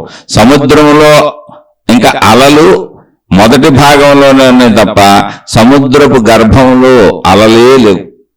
సముద్రంలో దాని గర్భంలో అలలు అనేవే లేవు, అది శాంత చిత్తంతో ఉంది.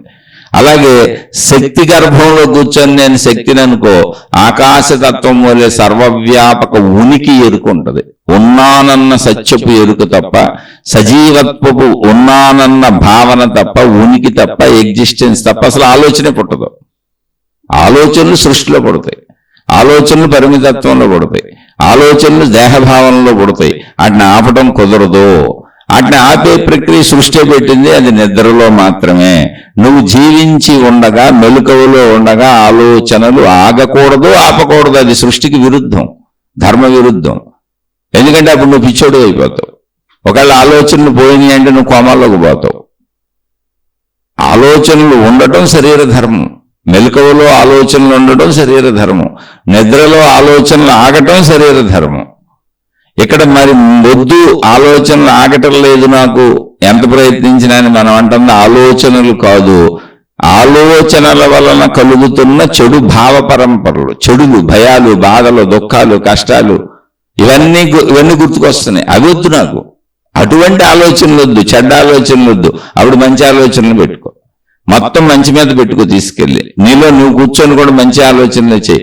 ఏమంటే ఇప్పుడు సగంలో ఉన్నాం, మధ్యలో ఉన్నాం, మధ్య జీవితంలో ఉన్నాం, దుఃఖాల్లో ఉన్నాం, కష్టాల్లో ఉన్నాం, ఆర్థిక ఇబ్బందుల్లో ఉన్నాం, అనారోగ్యాల్లో ఉన్నాం, అనేక సమస్యల్లో ఉన్నాం. ఇప్పుడు చెడు తలంపులు, చెడు ఆలోచనలు చేయకుండా ఎలా ఉండగలుగుతామండి అని కూడా మీరు ప్రశ్నించవచ్చు. ప్రశ్నించండి. అప్పుడు కూడా నాకు మంచి జరుగుతుంది, నేను మంచిగానే ఉంటాను, నేను మంచినే ఆలోచిస్తాను, నేను మంచి పనులే చేస్తాను, జరిగింది ఏదో జరిగిపోయింది, గతం గతః, ఇక్కడి నుంచి అంతా సద్బుద్ధిని ఆలోచిస్తాను, మంచి జరుగుతుందని ఆలోచిస్తాను, మంచి సంకల్పాలు చేస్తాను, నేను నాది నా వాళ్ళంతా మంచిగా ఉండాలని కోరుకుంటాను, ఉంటాయని కోరుకుంటాను, ఉండేలా ప్రయత్నిస్తాను. ఎప్పటి నుంచి సత్సంకల్పాలు చేసుకో, మంచి సంకల్పాలు చేసుకో, మంచినే భావించు, మంచినే ఊహించు, మంచినే ధ్యానించు, మంచితోనే జీవించు, మంచి పనులు చేయి. చెడ్డ పనులు చేసి మంచి ఫలితం కోరుకోబాక. ఊహించటం మంచిని ఊహించి పనులు చెడ్డ చేస్తే రాదు ఫలితము. ఏది భావించుకుంటున్నావో దాన్నే క్రియ రూపంలో ఆ మంచినే చేయి. క్రియాత్మకంగా మంచినే చేస్తా, భావనాత్మకంగా మంచినే చేస్తా, ఆలోచనగా మంచినే చేస్తా, ఊహగా మంచినే చేస్తా, మంచితోనే ఉంటా. ఇప్పుడు మీరు అలా ప్రయత్నించండి, కొంతకాలానికి మొత్తం అన్ని మారిపోయి మంచి మీ జీవితంలోకి వచ్చేస్తుంది, వచ్చి తీరాలి. ఎందుకని భావాలు, సద్భావాలే సజ్జీవితము, భావాలే క్రియారూపం ధరిస్తాయి. భావాలు ఏ భావాల వైపు, ఏ ఆలోచనలు మనం ఏ వైపు పెట్టామో ఆ వైపు ఆవిష్కరణలు వస్తున్నాయి. సెల్ ఫోన్లు కనుక్కున్నారు, కంప్యూటర్లు కనుక్కున్నారు, ల్యాప్టాప్లు కనుక్కున్నారు, బస్సులు, రైళ్లు, విమానాలు, ఇలా ఎన్నెన్నో ఇంకా కనుక్కుంటానే ఉన్నారు. వాషింగ్ మిషన్లు కనుక్కున్నారు, ఆఖరికి అంట్లు తోమే మిషన్లు కనుక్కున్నారు, ఇల్లు ఊడ్చే మిషన్లు కనుక్కున్నారు, ఇల్లు శుభ్రపరిచే మిషన్లు కనుక్కున్నారు. అసలు కనుక్కుందే లేదు మనిషికి అవసరాలకే మించి, తలకు మించినవన్నీ కనుక్కున్నారు, ఇంకా కనుక్కుంటారు. ఇవన్నీ ఎక్కడి నుంచి పుట్టినాయి? ఆలోచనలోంచి పుట్టినాయి. ఆలోచన ఏ వైపు పెడితే అటువైపు నీకు తీసుకెళ్లి అది సత్ఫలితాలను ఇచ్చేస్తుంది. అది వస్తు రూపంలో ఫలితాలను ఇచ్చేస్తుంది, క్రియాత్మకంగా ఫలితాలను ఇచ్చేస్తుంది. కాబట్టి ఇప్పుడు ఆలోచనని మంచిలో పెట్టు, మంచిని భావించు, మంచిని ఊహించు, క్రియాత్మకంగా మంచిని ఇంట్లోకి, నీ ఒంట్లోకి, నీ వాళ్ళకే వచ్చేస్తుంది. అయితే వాళ్ళు కూడా మంచిలో ఉండాలి. నా కొడుకు బాగుండాలి, నా కూతురు బాగుండాలి, మా ఆయన బాగుండాలి, మా ఆవిడ బాగుండాలి, నా పిల్లలు బాగుండాలి, మా జీవితాలు బాగుండాలని నువ్వు ఎంత భావించుకున్నా వాళ్ళందరూ కూడా మంచిలో లేకపోతే మీ జీవితాలు బాగోవు, నీ ఒక్కడి జీవితం బాగుంటుంది. కాదు నేను వాళ్ళందరితో ముడిపెట్టుకున్నాను, నా ఒక్కడి జీవితం, నా ఒక్కదాని జీవితం బాగున్నా వాళ్ళందరి జీవితాలు బాగోలేదు కాబట్టి నేను చచ్చిపోవాలనుకుంటున్నాను, నేను బతకాలనుకోవట్లేదు, వాళ్ళ జీవితాలు బాగుంటేనే నేను కూడా బాగుంటాను, వాళ్ళ జీవితాలు పోతే నేను కూడా పోతాను అనుకుంటే వాళ్ళతో పాటు పోతున్నాయి. ఎందుకని? వాళ్ళ సంకల్పములు వేరుగా. తద్భావం తద్భవతి. ఇప్పుడు మళ్ళీ చెబుతున్నా ప్రశ్న, మళ్ళీ ఇంకోసారి నేనే రిపీట్ చేస్తున్నా. ఏమండి నువ్వు చెప్పుకుంటున్నాం, ఇప్పుడు మధ్యలో ఉన్నాం, కష్టాల్లో ఉన్నాం, బాధల్లో ఉన్నాం, కన్నీళ్ళలో ఉన్నాం, చెడు గుణాలు అలవాటు అయిపోయినాయి, చెడు ఆలోచనలు అలవాటు అయిపోయినాయి, భయాలు అలవాటు అయిపోయినాయి, బాధలు అలవాటు అయిపోయినాయి, దుఃఖాలు అలవాటు అయిపోయినాయి, కష్టాలు అలవాటు అయిపోయినాయి, కన్నీళ్లు అలవాటు అయిపోయినాయి, అటువంటి ఆలోచనలు అలవాటు అయిపోయినాయి. ఇప్పుడు హఠాత్తుగా అందులోంచి మంచి ఆలోచనలు చేయమంటే ఇప్పుడు మేము ఎలా మారాలి అంటే, ఎప్పటి నుంచి అక్కడే కూర్చో, అదే చెడులో, అదే భావాల్లో అలాగే కూర్చో, ఏమీ చేయలేవు. కానీ మంచి సంకల్పాలు చేయి. నేను మంచివాడిని అవుతాను, ఖచ్చితంగా మంచిదాన్ని అవుతాను, నేను మంచి పనులు చేస్తాను, నేను చెడ్డ పనులు చేయను, ఈ చెడుకు లోనవ్వను, నేను ఈ వ్యసనాలు మానేస్తాను, ఈ కష్టాలు మానేస్తాను, ఈ కష్టాలు వచ్చే పనులు నేను చేయను, ఈ చెడు వచ్చే పనులు నేను చేయనని సంకల్పించుకో. నా ఇంట్లో మంచి జరుగుద్ది, నా ఒంట్లో మంచి జరుగుద్ది, నేనేం చేసినా సృష్టి శక్తి నాకు మంచిగా నన్ను నాకు సహకరించి తీసుకెళ్తుంది, నన్ను ఈ చెడులోంచి బయటకు తీసుకొస్తుంది, నన్ను నేను ఈ చెడులోంచి బయటకు తెచ్చుకోగలను, నీ భయంలోంచి బయటకు తెచ్చుకోగలను, నీ బాధలోంచి బయటకు తెచ్చుకోగలను, నీ కష్టాల్లోంచి బయటకు తెచ్చుకోగలనని శుభ సంకల్పాలు చేసుకో, మంచి సంకల్పాలు చేసుకో. ఎందుకంటే ఆలోచనే ఆవిష్కరణ. ఆలోచనలో దర్శనమైంది ఏదుందో అదే బయట వస్తు రూపంలో క్రియాత్మకంగా దర్శనమైంది. ఒక కారు కనుక్కున్న వ్యక్తి ముందు ఆ కారును తన ఆలోచనలో చూశాడు. ఒక పెన్నీస్ కనుక్కున్న వ్యక్తి ముందు ఆ పెన్నీస్ ఆకృతి, ఆకారం ఎలా ఉండాలి, దాని ఉపయోగాలు ఎలా ఉండాలని తన ఆలోచనలో దర్శించాడు.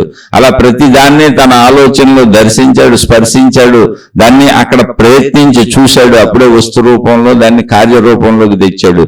అలాగే ముందు మంచిని, సహృదయతని, నీలో సద్భావాలని, నీలో ధైర్యాన్ని నువ్వు ఆలోచనల్లో నింపుకో, భావంలో నింపుకో, ఊహలో నింపుకో. అవన్నీ క్రియాత్మకంగా ఖచ్చితంగా మారిపోయి వస్తాయి. ఎందుకంటే ఊహారూప, భావరూప ఆలోచనలే ప్రపంచంలో ఆవిష్కరణలుగా, వస్తువులుగా, క్రియలుగా మనం అనుభవిస్తున్నాం. ఖచ్చితంగా మీరు ఏ స్థితిలో ఉన్నా అందులోంచి బయటకు రావచ్చు. మంచి సంకల్పాలు చేసుకోండి, మంచి ఊహలు చేసుకోండి. అలా అని మహిమలు, మాయలు, అద్భుతాలు జరిగిపోతాయని అస్సలు అనుకోబాకండి. మీరు ఇక్కడి నుంచి మంచి ఆలోచన చేసి, మంచి పనులు చేసి మంచిగా ఉండండి. అలాగే మీ కుటుంబ సభ్యులందరూ అలా మంచిగా ఉంటేనే వాళ్ళు కూడా మంచిగా ఉంటారు. అంతే తప్ప వాళ్ళందరూ చెడు చేసి మీరు ఒక్కళ్ళే మంచిగా ఆలోచిస్తూ మంచి చేయి, మంచి చేయి, మంచి చేయి అని అడిగితే వాళ్ళకి మంచి రాదు, మీకు మంచి వస్తుంది. ఎవరు మంచి వాళ్ళు వాళ్ళకి మంచి వస్తుంది. లేదండి మా వాళ్ళందరూ మంచిగా ఉంటేనే, వాళ్ళందరూ హాయిగా ఉంటేనే, వాళ్ళందరూ సుఖంగా ఉంటేనే, నా వాళ్ళందరూ బాగుంటేనే నేను బాగుంటాను అంటే ఖచ్చితంగా మీరు ఎప్పటికీ బాగోరు. ఎందుకని? ఎవరికి వాళ్ళు వాళ్ళ మంచిని వాళ్ళు చేసుకోవాలి. అది సృష్టి ధర్మం, అది అలధర్మం. ప్రతి బుడగా వేరువేరుగా ఉంది, ప్రతి బుడగ సైజు వేరువేరుగా ఉంది. ఎగిసిపడిన అలలో అది నీటితోనే ఏర్పడిన ప్రతి బుడగ వేరువేరుగా ఉంది. అలాగే ఇక్కడ ప్రతి జీవి వేరువేరు. నా భర్త కావచ్చు, నా భార్య కావచ్చు, నా పిల్లలు కావచ్చు, నా తల్లి కావచ్చు, నా తండ్రి కావచ్చు, నా వాళ్లే కావచ్చు, నాకు సంబంధించిన మనుషులు కావచ్చు. కానీ యద్భావం తద్భవతి సూత్రం విడివిడిగా అందరికీ వర్తిస్తుంది. అది సృష్టి ధర్మం, అది అవధర్మం, అది కెరట ధర్మం. శక్తిలోంచి ఎగిసిపడి సృష్టిగా ఎగిసిపడినటువంటి ఆలోచన తరంగం ఏదుందో ఆ తరంగంలో ఎవరి ఆలోచనలు ఆడది, ఎవరి మనసు ఆడది, ఎవరి దేహం ఆడది, ఎవరి సృష్టి ఆడది. కాబట్టి మీ సృష్టి అంతా మీరు మంచిగా తయారు చేసుకోవాలి. ఎవరి సృష్టిని వాళ్ళు మంచిగా తయారు చేసుకున్నారో, ఎవరి ఆలోచనలు వాళ్ళు మంచిగా తయారు చేసుకున్నారో, ఎవరి భావాలు వాళ్ళు మంచిగా తయారు చేసుకున్నారో, ఎవరి మనసుని వాళ్ళు మంచిగా తయారు చేసుకున్నారో వాళ్ళ సృష్టి మొత్తం మంచిగానే సాగుతుంది. అలా సాగుతూ ఆలోచన ఏదుందో, ప్రజ్ఞ ఏదుందో, మేధస్సు ఏదుందో, తెలివేదుందో ఆ ఆలోచన మూలాన్ని పట్టుకో. ఆలోచన మూలంలోకి వెళ్ళిపోయి కూర్చో.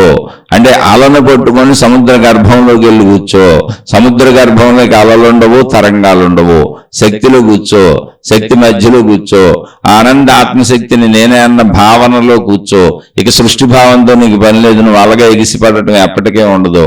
నువ్వు ఆకాశతత్వములో సర్వవ్యాపకముగా జీవన్ముక్త స్థితిలో లీనమైపోతావు.